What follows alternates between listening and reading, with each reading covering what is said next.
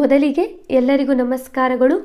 ನೀವೆಲ್ಲರೂ ಕೂಡ ಅದ್ಭುತವಾಗಿ ಅಧ್ಯಯನವನ್ನು ಮಾಡ್ತಾ ಇದ್ದೀರಾ ಅಂತ ಹೇಳಿ ನಾನು ಭಾವಿಸ್ತೀನಿ. ಇವತ್ತಿನ ತರಗತಿಯಲ್ಲಿ ನಾವು ಸಹಕಾರ ಸಂಘಗಳ ಕುರಿತಾದಂತಹ ಸಂಪೂರ್ಣವಾದ ಮಾಹಿತಿಯನ್ನು ಅಧ್ಯಯನವನ್ನು ಮಾಡ್ತಾ ಹೋಗೋಣ.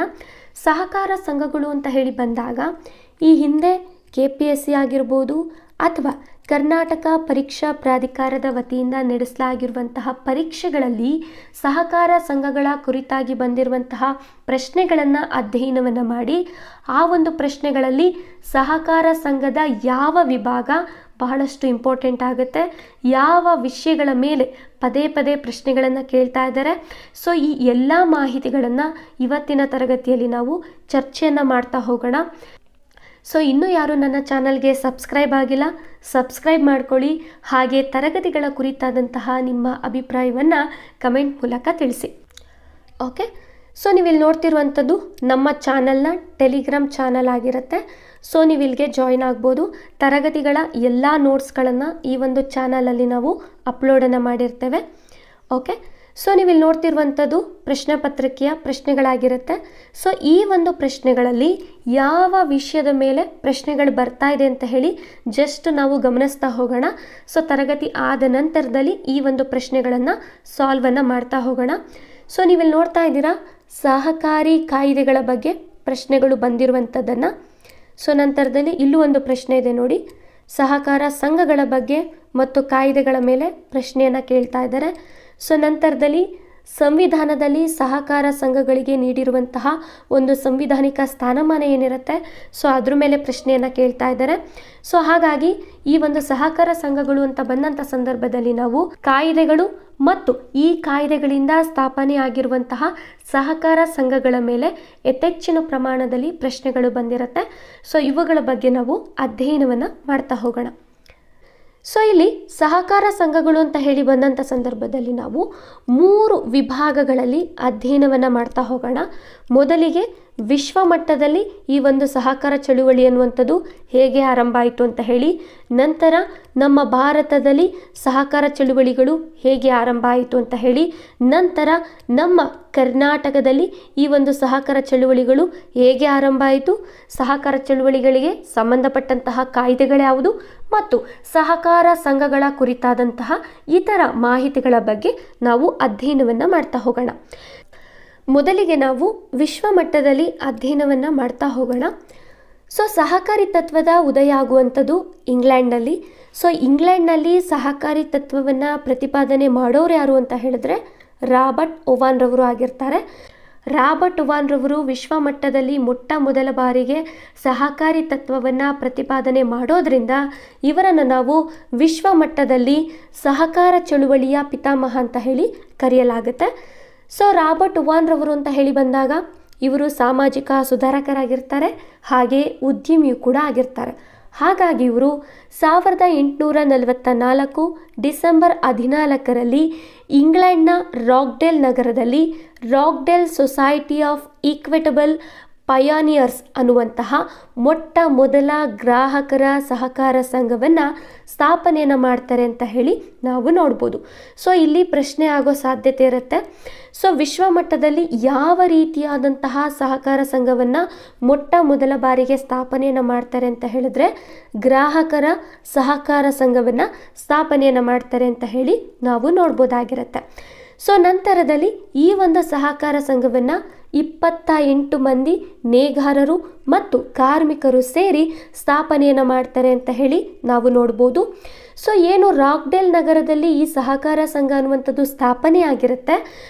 ಆ ಒಂದು ಸಹಕಾರ ಸಂಘದ ತತ್ವವೇನಾಗಿರುತ್ತೆ, ಉದ್ದೇಶ ಏನಾಗಿರುತ್ತೆ ಅಂತ ಹೇಳಿ ನಾವು ನೋಡೋದಾದರೆ ಸದಸ್ಯರಿಗೆ ಶುದ್ಧವಾದಂತಹ ಮತ್ತು ಉತ್ತಮವಾದಂತಹ ಗುಣಮಟ್ಟದ ವಸ್ತುಗಳನ್ನು ಮಾರಾಟ ಮಾಡುವಂಥದ್ದು, ನ್ಯಾಯ ಸಮ್ಮತವಾದಂತಹ ದರದಲ್ಲಿ ಈ ವಸ್ತುಗಳನ್ನು ನೀಡುವಂಥದ್ದು, ನಂತರ ನಗದು ವ್ಯಾಪಾರವನ್ನು ಮಾಡುವಂಥದ್ದು ರಾಕ್ಡೆಲ್ ನಗರದಲ್ಲಿ ಆರಂಭವಾದಂತಹ ಗ್ರಾಹಕರ ಸಹಕಾರ ಚಳುವಳಿಯ ಮೂಲ ತತ್ವವಾಗಿರುತ್ತೆ ಅಂತ ಹೇಳಿ ನಾವು ನೋಡ್ಬೋದಾಗಿರುತ್ತೆ. ಈ ಒಂದು ರಾಕ್ಡೆಲ್ ತತ್ವ ಏನಿರುತ್ತೆ ಇದು ಇಂದಿನ ಅಂದರೆ ಪ್ರಸ್ತುತವಾಗಿರುವಂತಹ ಆಧುನಿಕ ಸಹಕಾರ ಚಳುವಳಿಯ ಆಧಾರವಾಗಿದೆ ಅಂತ ಹೇಳಿ ನಾವು ನೋಡ್ಬೋದಾಗಿರುತ್ತೆ. ನಂತರದಲ್ಲಿ ಇಂಗ್ಲೆಂಡನ್ನು ನಾವು ಸಹಕಾರ ಸಂಘಗಳ ತೊಟ್ಟಿಲು ಅಂತ ಹೇಳಿ ಕರಿತೇವೆ. ಯಾಕೆ ಅಂತ ಹೇಳಿದ್ರೆ ವಿಶ್ವ ಮಟ್ಟದಲ್ಲಿ ಮೊಟ್ಟ ಮೊದಲ ಬಾರಿಗೆ ಸಹಕಾರ ಚಳುವಳಿಗಳು ಆರಂಭವಾಗುವಂಥದ್ದು ಇಂಗ್ಲೆಂಡ್ನಲ್ಲಿ ಆಗಿರುತ್ತೆ. ಸೊ ಇದಿಷ್ಟು ಕೂಡ ಇಂಗ್ಲೆಂಡ್ ನಗರದಲ್ಲಿ ಆರಂಭವಾದಂತಹ ಸಹಕಾರ ಚಳುವಳಿಗಳ ಮಾಹಿತಿ ಆಗಿರುತ್ತೆ. ಓಕೆ, ಸೊ ನಂತರ ಇಂಗ್ಲೆಂಡ್ನ ನಂತರದಲ್ಲಿ ಜರ್ಮನಿ ದೇಶದಲ್ಲಿ ಸಹಕಾರ ಸಂಘಗಳು ಸ್ಥಾಪನೆ ಆಗುತ್ತೆ ಅಂತ ಹೇಳಿ ನಾವು ನೋಡ್ಬೋದಾಗಿರುತ್ತೆ. ಸೊ ಜರ್ಮನಿ ದೇಶದಲ್ಲಿ ಯಾರು ಸಹಕಾರ ಸಂಘಗಳನ್ನು ಪ್ರತಿಪಾದನೆಯನ್ನು ಮಾಡ್ತಾರೆ ಅಂತ ಹೇಳಿ ನಾವು ನೋಡೋದಾದರೆ ಫೆಡ್ರಿಕ್ ವಿಲಿಯಂ ರೆಪಿಸನ್ ಅಂತ ಹೇಳಿ ಬರ್ತಾರೆ. ಸೊ ಇವರು ಜರ್ಮನಿ ದೇಶದಲ್ಲಿ ಗ್ರಾಮೀಣ ಪ್ರದೇಶಕ್ಕಾಗಿ ವ್ಯವಸಾಯ ಸಹಕಾರಿ ಸಂಘಗಳನ್ನು ಸ್ಥಾಪನೆಯನ್ನು ಮಾಡ್ತಾರೆ ಅಂತ ಹೇಳಿ ನಾವು ನೋಡ್ಬೋದು. ಸೊ ಇವರು ಬಡ ರೈತರಿಗೆ ನೆರವಾಗಲು ಜರ್ಮನಿಯಲ್ಲಿ ಮೊದಲ ಗ್ರಾಮೀಣ ಕ್ರೆಡಿಟ್ ಸಹಕಾರ ಸಂಘವನ್ನು ಸ್ಥಾಪನೆಯನ್ನು ಮಾಡ್ತಾರೆ ಅಂತ ಹೇಳಿ ನಾವು ನೋಡ್ಬೋದಾಗಿರುತ್ತೆ. ಸೊ ಈ ಒಂದು ಗ್ರಾಮೀಣ ಪ್ರದೇಶದ ವ್ಯವಸಾಯ ಸಹಕಾರಿ ಸಂಘಗಳ ಉದ್ದೇಶ ಏನಾಗಿರುತ್ತೆ ಅಂತ ಹೇಳಿ ನಾವು ನೋಡೋದಾದರೆ ರೈತರು ಒಟ್ಟಾಗಿ ಸೇರಿ ಸಣ್ಣ ಉಳಿತಾಯವನ್ನು ಸಂಗ್ರಹಣೆಯನ್ನು ಮಾಡಿ ಆ ಮೂಲಕ ಆ ಒಂದು ಹಣವನ್ನು ಕಡಿಮೆ ಬಡ್ಡಿ ದರದಲ್ಲಿ ಸಾಲವಾಗಿ ಪರಸ್ಪರ ರೈತರಿಗೆ ನೀಡುವಂಥದ್ದು ಈ ಒಂದು ಸಹಕಾರ ಸಂಘಗಳ ಮೂಲ ಉದ್ದೇಶವಾಗಿರುತ್ತೆ ಅಂತ ಹೇಳಿ ನಾವು ನೋಡ್ಬೋದು. ಹಾಗಾಗಿ ಫೆಡ್ರಿಕ್ ವಿಲಿಯಂ ರೆಸಿಪನ್ ಅವರು ಏನಿರ್ತಾರೆ ಇವರನ್ನು ನಾವು ಗ್ರಾಮೀಣ ಸಹಕಾರ ಚಳುವಳಿಯ ಪಿತಾಮಹ ಅಂತ ಹೇಳಿ ನಾವು ಕರಿಬಹುದಾಗಿರುತ್ತೆ. ಸೊ ನೋಡಿ, ಇಂಗ್ಲೆಂಡ್ ಅಂತ ಹೇಳಿ ಬಂದಂಥ ಸಂದರ್ಭದಲ್ಲಿ ನಾವು ಗ್ರಾಹಕರ ಸಹಕಾರ ಸಂಘಗಳನ್ನು ನೋಡ್ತೀವಿ, ರಾಬರ್ಟ್ ಓವಾನ್ ರವರನ್ನು ನೋಡ್ತೀವಿ. ಸೊ ಜರ್ಮನಿ ಅಂತ ಹೇಳಿ ಬಂದಂಥ ಸಂದರ್ಭದಲ್ಲಿ ಗ್ರಾಮೀಣ ಸಹಕಾರ ಚಳುವಳಿಯನ್ನು ನೋಡ್ತೀವಿ ಅಥವಾ ಗ್ರಾಮೀಣ ಸಹಕಾರ ಸಂಘಗಳನ್ನು ನೋಡ್ತೀವಿ. ಹಾಗೆ ಫೆಡ್ರಿಕ್ ವಿಲಿಯಂ ರೆಸಿಪನ್ ರವರನ್ನು ನೋಡ್ತೀವಿ. ಓಕೆ, ನಂತರ ಈ ಒಂದು ಸಹಕಾರ ಚಳುವಳಿಗಳ ತತ್ವ ಏನಿರುತ್ತೆ ಇದು ಜರ್ಮನಿ ಆದ ನಂತರದಲ್ಲಿ ಯುರೋಪ್ ಖಂಡಗಳಾಗಿರ್ಬೋದು ಅಥವಾ ಇತರ ಏಷ್ಯನ್ ಖಂಡಗಳಲ್ಲೂ ಕೂಡ ಹರಡುತ್ತೆ ಅಂತ ಹೇಳಿ ನಾವು ನೋಡ್ಬೋದಾಗಿರುತ್ತೆ. ಸೊ ಈಗ ನಾವು ಅಧ್ಯಯನವನ್ನು ಮಾಡ್ತಾ ಹೋಗೋಣ ನಮ್ಮ ಭಾರತದಲ್ಲಿ ಸಹಕಾರ ಚಳುವಳಿಗಳು ಹೇಗೆ ಆರಂಭ ಆಯಿತು ಅಂತ ಹೇಳಿ. ಸೊ ನೀವಿಲ್ಲಿ ನೋಡ್ತಾ ಇದ್ದೀರಾ ಸರ್ ಫೆಡ್ರಿಕ್ ನಿಕೋಲೆನ್ಸ್ ರವರ ಫೋಟೋವನ್ನು. ಸೊ ಇವರು ಬ್ರಿಟಿಷ್ ಅಧಿಕಾರಿಗಳಾಗಿರ್ತಾರೆ, ಹಾಗೆ ಮದ್ರಾಸ್ ಪ್ರೆಸಿಡೆನ್ಸಿಯಲ್ಲಿ ಸೇವೆಯನ್ನು ಸಲ್ಲಿಸಿರ್ತಾರೆ. ಸೊ ಇವರನ್ನು ನಾವು ನಮ್ಮ ಭಾರತದ ಸಹಕಾರ ಚಳುವಳಿಯ ಪಿತಾಮಹ ಅಂತ ಹೇಳಿ ಕರಿತೀವಿ. ಸೊ ಯಾಕೆ ಕರಿತೀವಿ ನೋಡ್ತಾ ಹೋಗೋಣ. 1892ರಲ್ಲಿ ಮದ್ರಾಸ್ ಸರ್ಕಾರವು ಸರ್ ಫೆಡ್ರಿಕ್ ನಿಕೋಲೆನ್ಸ್ ರವರನ್ನು ಯುರೋಪಿನ ಸಹಕಾರ ಸಂಘಗಳ ಕಾರ್ಯವಿಧಾನವನ್ನು ಅಧ್ಯಯನವನ್ನು ಮಾಡಲಿಕ್ಕೆ ಕಳಿಸ್ಕೊಡುತ್ತೆ. ಸೊ ಇವರು ಅಧ್ಯಯನವನ್ನು ಮಾಡಿ 1895ರಲ್ಲಿ ವರದಿಯನ್ನು ಮಾಡ್ತಾರೆ ಅಂತ ಹೇಳಿ ನಾವು ನೋಡ್ಬೋದಾಗಿರುತ್ತೆ. ಸೊ ಈ ಒಂದು ವರದಿಯಲ್ಲಿ ಭಾರತೀಯ ರೈತರಿಗೆ ಸಹಕಾರ ಸಾಲ ಸಂಘಗಳನ್ನು ಸ್ಥಾಪನೆಯನ್ನು ಮಾಡಬೇಕು ಅಂತ ಹೇಳಿ ಶಿಫಾರಸನ್ನು ಮಾಡ್ತಾರೆ. ಸೊ ಯಾವ ಮಾದರಿಯ ಸಹಕಾರಿ ಸಾಲ ಸಂಘವನ್ನು ಸ್ಥಾಪನೆಯನ್ನು ಮಾಡಬೇಕು ಅಂತ ಹೇಳಿ ಇವರು ಶಿಫಾರಸನ್ನು ಮಾಡ್ತಾರೆ ಅಂದರೆ ಜರ್ಮನಿಯ ರೆಪಿಸನ್ ಮಾದರಿಯ ಒಂದು ಸಹಕಾರ ಸಂಘಗಳನ್ನು ಸ್ಥಾಪನೆಯನ್ನು ಮಾಡಬೇಕು ಅಂತ ಹೇಳಿ ಸರ್ ಫೆಡ್ರಿಕ್ ನಿಕೋಲೆನ್ಸ್ ರವರು ವರದಿಯನ್ನು ಮಾಡ್ತಾರೆ. ಸೊ ಯಾಕೆ ಅಂತ ಹೇಳಿದ್ರೆ ನಮ್ಮ ಭಾರತದಲ್ಲಿ ಹಳ್ಳಿಗಳ ದೇಶವಾಗಿರೋದ್ರಿಂದ ರೈತರು ಯಥೇಚ್ಛಿನ ಪ್ರಮಾಣದಲ್ಲಿ ಕೃಷಿಯ ಮೇಲೆ ಅವಲಂಬಿತರಾಗಿರೋದ್ರಿಂದ ಗ್ರಾಮೀಣ ಮಟ್ಟದ ಅಥವಾ ಗ್ರಾಮೀಣ ಪ್ರದೇಶದ ಸುಧಾರಣೆಗಾಗಿ ನಾವು ವ್ಯವಸಾಯ ಸಹಕಾರ ಸಂಘವನ್ನು ಸ್ಥಾಪನೆಯನ್ನು ಮಾಡಬೇಕು ಅಂತ ಹೇಳಿ ಸರ್ ಫೆಡ್ರಿಕ್ ನಿಕೋಲಸ್ ರವರು ವರದಿಯನ್ನು ಮಾಡ್ತಾರೆ ಅಂತ ಹೇಳಿ ನಾವು ನೋಡ್ಬೋದಾಗಿರುತ್ತೆ. ಸೊ ಹಾಗಾಗಿ ಇವರು ಭಾರತದಲ್ಲಿ ಮೊದಲ ಬಾರಿಗೆ ಸಹಕಾರಿ ಸಂಘಗಳನ್ನು ಸ್ಥಾಪನೆಯನ್ನು ಮಾಡಲಿಕ್ಕೆ ಶಿಫಾರಸನ್ನು ಮಾಡ್ತಾರೆ. ಹಾಗಾಗಿ ಸರ್ ಫೆಡ್ರಿಕ್ ನಿಕೋಲಸ್ ರವರನ್ನು ಭಾರತದ ಸಹಕಾರ ಚಳುವಳಿಯ ಪಿತಾಮಹ ಅಂತ ಹೇಳಿ ಕರೆಯಲಾಗುತ್ತೆ. ಸೊ ಇವರ ವರದಿಯ ಆಧಾರದ ಮೇಲೆ 1904ರಲ್ಲಿ ಕೋಆಪರೇಟಿವ್ ಕ್ರೆಡಿಟ್ ಸೊಸೈಟಿ ಆ್ಯಕ್ಟ್ ಅಂತ ಹೇಳಿ ನಮ್ಮ ಭಾರತದಲ್ಲಿ ಮೊಟ್ಟ ಮೊದಲ ಸಹಕಾರಿ ಕಾಯ್ದೆ ಅನ್ನುವಂಥದ್ದು ಅಂಗೀಕಾರವಾಗುತ್ತೆ. ಹಾಗಾಗಿ ಇಲ್ಲಿಂದ ನಮ್ಮ ಭಾರತದಲ್ಲಿ ಸಹಕಾರ ಚಳುವಳಿ ಅನ್ನುವಂಥದ್ದು ಆರಂಭ ಆಗುತ್ತೆ ಅಂತ ಹೇಳಿ ನಾವು ನೋಡ್ಬೋದು. ಸೊ ಇಲ್ಲಿ ಪ್ರಶ್ನೆ ಆಗೋ ಸಾಧ್ಯತೆ ಜಾಸ್ತಿ ಇರುತ್ತೆ.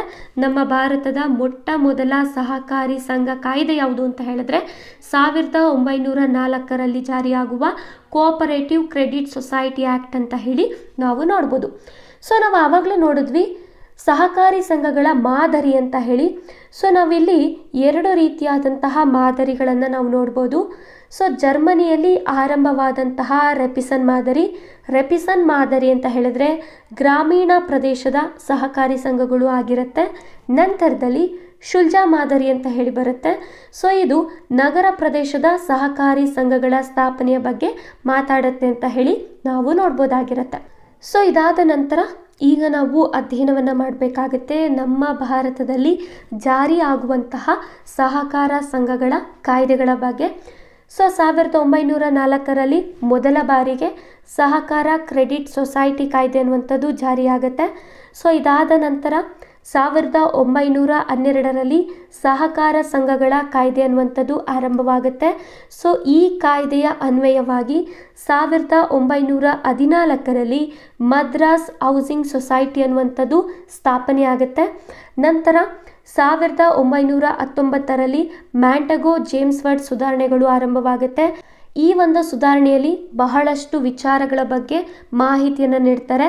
ಆ ಒಂದು ವಿಚಾರಗಳಿಂದ 1925ರಲ್ಲಿ ನಮ್ಮ ಭಾರತದ ಮೊಟ್ಟ ಮೊದಲ ಪ್ರಾಂತೀಯ ಸಹಕಾರ ಕಾಯ್ದೆಯ ಅನ್ವಯವಾಗಿ ಬಾಂಬೆ ಪ್ರಾಂತೀಯ ಸಹಕಾರ ಕಾಯ್ದೆ ಅನ್ನುವಂಥದ್ದು ಆರಂಭವಾಗುತ್ತೆ. ನಂತರ 1929ರಲ್ಲಿ ಅಖಿಲ ಭಾರತ ಸಹಕಾರ ಸಂಘ ಅನ್ನುವಂಥದ್ದು ಸ್ಥಾಪನೆಯನ್ನು ಆಗುತ್ತೆ. ಸೊ ಇವುಗಳ ಬಗ್ಗೆ ಸಂಪೂರ್ಣವಾಗಿ ಮಾಹಿತಿಗಳನ್ನು ನೋಡ್ತಾ ಹೋಗೋಣ. ಸೊ ಮೊದಲಿಗೆ 1904ರಲ್ಲಿ ಕೋಆಪರೇಟಿವ್ ಕ್ರೆಡಿಟ್ ಸೊಸೈಟಿ ಆ್ಯಕ್ಟ್ ಅನ್ನುವಂಥದ್ದು ಜಾರಿಯಾಗುತ್ತೆ. ಸೊ ಇದು ಭಾರತದಲ್ಲಿ ಅಂಗೀಕರಿಸಲಾದ ಮೊದಲ ಸಹಕಾರ ಕಾಯ್ದೆ ಅಂತ ಹೇಳಿ ನಾವು ನೋಡ್ಬೋದು. ಈ ಒಂದು ಕಾಯ್ದೆ ಸರ್ ಫೆಡ್ರಿಕ್ ನಿಕೋಲಸ್ ರವರ ಶಿಫಾರಸುಗಳ ಆಧಾರದ ಮೇಲೆ ಬ್ರಿಟಿಷ್ ಸರ್ಕಾರ ರಚನೆಯನ್ನು ಮಾಡುತ್ತೆ ಅಂತ ಹೇಳಿ ನಾವು ನೋಡ್ಬೋದು.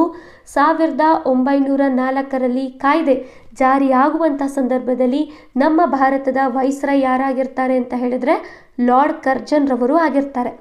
ಸೊ ನಮ್ಮ ಭಾರತದಲ್ಲಿ 1904ರಲ್ಲಿ ಆರಂಭವಾಗುವಂತಹ ಕಾಯ್ದೆ ಏನಿರುತ್ತೆ ಇದು ಜರ್ಮನಿ ಮಾದರಿಯ ರೆಪಿಸನ್ ಮಾದರಿಯ ಸಹಕಾರ ಸಂಘಗಳು ಸ್ಥಾಪನೆಯನ್ನಾಗುತ್ತೆ. ಈ ಒಂದು ಸಹಕಾರ ಸಂಘಗಳು ಕೇವಲ ವ್ಯವಸಾಯಕ್ಕೆ ಮಾತ್ರ ಸೀಮಿತವಾಗಿರುತ್ತೆ ಅಂತ ಹೇಳಿ ನಾವು ನೋಡ್ಬೋದಾಗಿರುತ್ತೆ. ಸೊ ಈ ಒಂದು ಕಾಯ್ದೆಯ ಮೂಲ ಉದ್ದೇಶಗಳನ್ನು ನಾವು ನೋಡೋದಾದರೆ ರೈತರು ಮತ್ತು ಸಣ್ಣ ಕಾರ್ಮಿಕರಿಗೆ ಸಹಾಯ ಮಾಡುವಂತೆ ಸಹಕಾರ ಸಾಲ ಸಂಘಗಳನ್ನು ಸ್ಥಾಪನೆಯನ್ನು ಮಾಡುವಂಥದ್ದು. ಈ ಸಂಘಗಳ ಮೂಲಕ ಸದಸ್ಯರಿಗೆ ಕಡಿಮೆ ಬಡ್ಡಿ ದರದಲ್ಲಿ ಸಾಲ ದೊರೆಯುವಂತೆ ಮಾಡಲಾಗುತ್ತೆ. ಗ್ರಾಮೀಣ ಸಾಲ ವ್ಯವಸ್ಥೆಯನ್ನು ಕೂಡ ನೀಡಲಾಗುತ್ತೆ. ಸದಸ್ಯರ ಮಧ್ಯೆ ಸ್ವಯಂ ಸಹಾಯ, ಪರಸ್ಪರ ಸಹಾಯ ಮತ್ತು ಉಳಿತಾಯ ಮನೋಭಾವವನ್ನು ಬೆಳೆಸುವಂತಹ ಉದ್ದೇಶವನ್ನು ಕೂಡ ಈ ಒಂದು ಕಾಯ್ದೆ ಹೊಂದಿತ್ತು ಅಂತ ಹೇಳಿ ನೋಡ್ಬೋದು. ನಂತರ ಈ ಒಂದು ಕಾಯ್ದೆಯು ಭಾರತದ ಸಹಕಾರ ಚಳುವಳಿಗಳಿಗೆ ಅಸ್ತಿತ್ವವನ್ನು ನೀಡಿದಂತಹ ಮೊದಲ ಹೆಜ್ಜೆ ಅಂತ ಹೇಳಿ ನಾವು ನೋಡ್ಬೋದಾಗಿರುತ್ತೆ. ಸೊ ಈ ಒಂದು ಕಾಯ್ದೆಯ ಅನ್ವಯವಾಗಿ ನಮ್ಮ ಭಾರತದಲ್ಲಿ ಮೊಟ್ಟ ಮೊದಲ ಸಹಕಾರ ಸಂಘ ಅನ್ನುವಂಥದ್ದು ಆರಂಭವಾಗುತ್ತೆ ಅಂತ ಹೇಳಿ ನೋಡ್ಬೋದು. 1905ರಲ್ಲಿ ಕರ್ನಾಟಕದ ಗದಗ ಜಿಲ್ಲೆಯ ಕನಗಿನಹಾಳದಲ್ಲಿ ಸಿದ್ದನಗೌಡ ಸಣ್ಣ ರಾಮನಗೌಡ ಪಾಟೀಲ್ ರವರು ಈ ಒಂದು ಸಹಕಾರ ಸಂಘವನ್ನು ಸ್ಥಾಪನೆಯನ್ನು ಮಾಡ್ತಾರೆ ಅಂತ ಹೇಳಿ ನೋಡ್ಬೋದು. ಹಾಗಾಗಿ ಇವರನ್ನು ನಾವು ಸಹಕಾರ ಚಳುವಳಿಯ ಪಿತಾಮಹ ಅಂತ ಹೇಳಿ ಕರೆಯಲಾಗುತ್ತೆ. ಸೊ ಇದು ಭಾರತದ ಮೊದಲ ಗ್ರಾಮೀಣ ಸಹಕಾರ ಸಾಲ ಸಂಘವಾಗಿರುತ್ತೆ 1904ರ ಕಾಯ್ದೆಯ ಅನ್ವಯವಾಗಿ. ಸೊ ಈ ಒಂದು ಸಹಕಾರ ಸಂಘದ ಮೂಲ ಉದ್ದೇಶವೇನಾಗಿರುತ್ತೆ ಅಂತ ಹೇಳಿದ್ರೆ ಗ್ರಾಮೀಣ ಜನರಿಗೆ, ಅದರಲ್ಲೂ ವಿಶೇಷವಾಗಿ ರೈತರಿಗೆ ಕಡಿಮೆ ಬಡ್ಡಿ ದರದಲ್ಲಿ ಸಾಲವನ್ನು ನೀಡಬೇಕು, ಪರಸ್ಪರ ಸಹಾಯದ ಮನೋಭಾವವನ್ನು ಬೆಳೆಸಬೇಕು ಅನ್ನುವಂಥದ್ದು ಈ ಒಂದು ಸಹಕಾರ ಸಂಘದ ಮೂಲ ಉದ್ದೇಶವಾಗಿರುತ್ತೆ ಅಂತ ಹೇಳಿ ನಾವು ನೋಡ್ಬೋದಾಗಿರುತ್ತೆ. ಸೊ ನಂತರದಲ್ಲಿ ನಮ್ಮ ಕರ್ನಾಟಕದ ಮೊದಲ ಅರ್ಬನ್ ಕ್ರೆಡಿಟ್ ಸೊಸೈಟಿ ಅನ್ನುವಂಥದ್ದು 1905ರಲ್ಲಿ ಅಕ್ಟೋಬರ್ 18ರಂದು ಗದಗದ ಬೇಟಿಗೇರಿ ಎಂಬುವಂತಹ ಸ್ಥಳದಲ್ಲಿ ಆರಂಭವಾಗುತ್ತೆ ಅಂತ ಹೇಳಿ ನೋಡ್ಬೋದು. ಪಾರಿ ವಿಂಗಟನ್ ಅನ್ನುವಂತಹ ಜರ್ಮನ್ ವ್ಯಕ್ತಿಯಿಂದ ನೇಕಾರರಿಗಾಗಿ ಸಾಲವನ್ನು ನೀಡುವಂತಹ ಸೌಲಭ್ಯಕ್ಕಾಗಿ ಮೊದಲ ಅರ್ಬನ್ ಕ್ರೆಡಿಟ್ ಸೊಸೈಟಿ ಅನ್ನುವಂಥದ್ದು ಸ್ಥಾಪನೆ ಆಗುತ್ತೆ ಅಂತ ಹೇಳಿ ನಾವು ನೋಡ್ಬೋದು. ಏನು 1905ರಲ್ಲಿ ಗದಗ ಜಿಲ್ಲೆಯ ಕಣಗಿನಹಾಳ ಅನ್ನುವಂತಹ ಒಂದು ಗ್ರಾಮದಲ್ಲಿ ಸಹಕಾರ ಸಂಘ ಅನ್ನುವಂಥದ್ದು ಸ್ಥಾಪನೆ ಆಗಿರುತ್ತೆ. ಇದು 2005ರ ವೇಳೆಗೆ 100 ವರ್ಷಗಳ ಶತಮಾನೋತ್ಸವ ಹಿನ್ನೆಲೆಯನ್ನು ಆಚರಣೆಯನ್ನು ಮಾಡುತ್ತೆ. ಹಾಗಾಗಿ ಈ ಒಂದು ವಿಶೇಷತೆಯ ದಿನದಂದು ಅಂಚೆ ಚೀಟಿಯನ್ನು ಬಿಡುಗಡೆಯನ್ನು ಮಾಡ್ತಾರೆ. ಸಿದ್ದನಗೌಡರವರ ಸ್ಮರಣಾರ್ಥವನ್ನು ಮಾಡ್ತಾರೆ. ಹಾಗೆ ಕಣಗಿನ ಆಳ ಅನ್ನುವಂತಹ ಗ್ರಾಮವನ್ನು ಮಾದರಿ ಗ್ರಾಮ ಅಥವಾ ಆದರ್ಶ ಗ್ರಾಮ ಅಂತ ಹೇಳಿ ಘೋಷಣೆಯನ್ನು ಮಾಡ್ತಾರೆ ಅಂತ ಹೇಳಿ ನಾವು ನೋಡ್ಬೋದಾಗಿರುತ್ತೆ. ಸೊ ಇದಿಷ್ಟು ಕೂಡ 1904ರಲ್ಲಿ ಆರಂಭವಾದಂತಹ ಕೋಆಪರೇಟಿವ್ ಕ್ರೆಡಿಟ್ ಸೊಸೈಟಿ ಆ್ಯಕ್ಟ್ ಆಗಿರುತ್ತೆ. ನಂತರ ಈ ಒಂದು ಕಾಯ್ದೆಯ ಅನ್ವಯವಾಗಿ ನಮ್ಮ ಭಾರತದಲ್ಲಿ ಆರಂಭವಾದಂತಹ ಮೊದಲ ಸಹಕಾರ ಸಂಘಗಳ ಒಂದು ಮಾಹಿತಿ ಆಗಿರುತ್ತೆ. ಸೊ ನಂತರದಲ್ಲಿ 1904ರಲ್ಲಿ ಜಾರಿಯಾದಂತಹ ಕಾಯ್ದೆಯ ನಂತರ ನಮ್ಮ ಭಾರತದಲ್ಲಿ 1912ರಲ್ಲಿ ಕೋಆಪರೇಟಿವ್ ಸೊಸೈಟಿ ಆ್ಯಕ್ಟ್ ಅಥವಾ ಸಹಕಾರ ಸಂಘಗಳ ಕಾಯ್ದೆಯನ್ನು ಜಾರಿಯನ್ನು ಮಾಡುತ್ತೆ. ಯಾಕೆ ಜಾರಿಯನ್ನು ಮಾಡುತ್ತೆ ಅಂತ ಹೇಳಿ ನಾವು ನೋಡೋದಾದರೆ 1904ರಲ್ಲಿ ಜಾರಿಯಾಗಿರುವಂತಹ ಸಹಕಾರ ಕ್ರೆಡಿಟ್ ಸೊಸೈಟಿ ಕಾಯ್ದೆ ಏನಿರುತ್ತೆ ಇದು ಭಾಳಷ್ಟು ಸೀಮಿತವಾದಂತಹ ವ್ಯಾಪ್ತಿಯನ್ನು ಹೊಂದಿರುತ್ತೆ. ಅಷ್ಟೇ ಅಲ್ಲದೆ ಇದು ಕೇವಲ ವ್ಯವಸಾಯಕ್ಕೆ ಸಂಬಂಧಪಟ್ಟಂತಹ ರೆಪಿಸನ್ ಮಾದರಿಯ ಒಂದು ಸಹಕಾರ ಸಂಘಗಳನ್ನು ಸ್ಥಾಪನೆಯನ್ನು ಮಾಡಬೇಕು ಅನ್ನುವಂತಹ ಒಂದು ಕಾಯ್ದೆಯಾಗಿರುತ್ತೆ ಮತ್ತು ಸೀಮಿತ ವ್ಯಾಪ್ತಿಯನ್ನು ಒಳಗೊಂಡಿರುತ್ತೆ. ಹಾಗಾಗಿ ಬ್ರಿಟಿಷ್ ಸರ್ಕಾರ ಏನು ಮಾಡುತ್ತೆ ಅಂದರೆ ಒಂದು ವಿಶಾಲ ವ್ಯಾಪ್ತಿಯಾದಂತಹ ಒಂದು ಕಾಯ್ದೆಯನ್ನು ನಾವು ಜಾರಿಗೆ ತರಬೇಕು ಅಂತ ಹೇಳಿ 1912ರಲ್ಲಿ ಸಹಕಾರ ಸಂಘಗಳ ಕಾಯ್ದೆಯನ್ನು ಜಾರಿಗೆ ತಗೊಂಬರ್ತಾರೆ ಅಂತ ಹೇಳಿ ನಾವು ನೋಡ್ಬೋದು. ಈ ಒಂದು ಸಂದರ್ಭದಲ್ಲಿ ಯಾರು ವೈಸ್ರಾಯ್ ಆಗಿರ್ತಾರೆ ಅಂತ ಹೇಳಿ ನೋಡೋದಾದರೆ ಲಾರ್ಡ್ ಆರ್ಡಿಂಜ್ ಅಂತ ಹೇಳಿ ಬರ್ತಾರೆ. ಇವರು ವೈಸ್ರಾಯ್ ಆಗಿರ್ತಾರೆ. ಈ ಒಂದು 1912ರ ಕಾಯ್ದೆ ಏನಿರುತ್ತೆ ಇದು ಸಹಕಾರ ಸಂಘಗಳ ರಚನೆಗೆ ಅವಕಾಶವನ್ನು ಮಾಡಿಕೊಡುತ್ತೆ ಅಂತ ಹೇಳಿ ನೋಡ್ಬೋದು. ಅಷ್ಟೇ ಅಲ್ಲದೆ ಇದು ವಿಶಾಲ ವ್ಯಾಪ್ತಿಯನ್ನು ಹೊಂದಿರುವಂತಹ ಕಾಯ್ದೆ ಅಂತ ಹೇಳಿ ನಾವು ನೋಡ್ಬೋದಾಗಿರುತ್ತೆ. ಸೊ ಈ ಒಂದು ಕಾಯ್ದೆಯ ಮೂಲಕ ನಮ್ಮ ಭಾರತದಲ್ಲಿ ನಗರ ಪ್ರದೇಶದಲ್ಲಾದರೂ ಸಹಕಾರ ಸಂಘಗಳನ್ನು ಸ್ಥಾಪನೆ ಮಾಡ್ಬೋದಾಗಿರುತ್ತೆ. ಹಾಗೆ ಗ್ರಾಮೀಣ ಪ್ರದೇಶದಲ್ಲೂ ಕೂಡ ಸಹಕಾರ ಸಂಘಗಳನ್ನು ಸ್ಥಾಪನೆಯನ್ನು ಮಾಡ್ಬೋದಾಗಿರುತ್ತೆ. ವ್ಯವಸಾಯಕ್ಕೆ ಸಂಬಂಧಪಟ್ಟ ಹಾಗೆ, ಗ್ರಾಹಕರಿಗೆ ಸಂಬಂಧಪಟ್ಟ ಹಾಗೆ, ಹೌಸಿಂಗ್ ಸೊಸೈಟಿಗಳಿಗೆ ಸಂಬಂಧಪಟ್ಟ ಹಾಗೆ, ಹೀಗೆ ಪ್ರತಿಯೊಂದು ಸಹಕಾರ ಸಂಘಗಳನ್ನು ಸ್ಥಾಪನೆಯನ್ನು ಮಾಡಲಿಕ್ಕೆ ಈ ಒಂದು ಕಾಯ್ದೆ ಅವಕಾಶವನ್ನು ಮಾಡಿಕೊಡುತ್ತೆ ಅಂತ ಹೇಳಿ ನಾವು ನೋಡ್ಬೋದಾಗಿರುತ್ತೆ.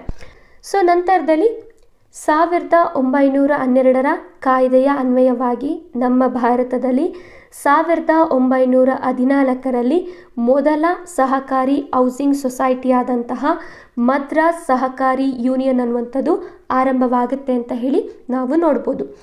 ಸೊ ನಂತರ 1919ರಲ್ಲಿ ಮ್ಯಾಂಟಗೋ ಜೇಮ್ಸ್ಫರ್ಡ್ ಸುಧಾರಣೆ ಅಂತ ಹೇಳಿ ನಮ್ಮ ಭಾರತದಲ್ಲಿ ಜಾರಿಯಾಗುತ್ತೆ. ಈ ಒಂದು ಭಾರತ ಸರ್ಕಾರ ಕಾಯ್ದೆಯಲ್ಲಿ ಸಹಕಾರ ಸಂಘಗಳನ್ನು ಪ್ರಾಂತ್ಯ ಪಟ್ಟಿಗೆ ಸೇರ್ಪಡೆಯನ್ನು ಮಾಡ್ತಾರೆ.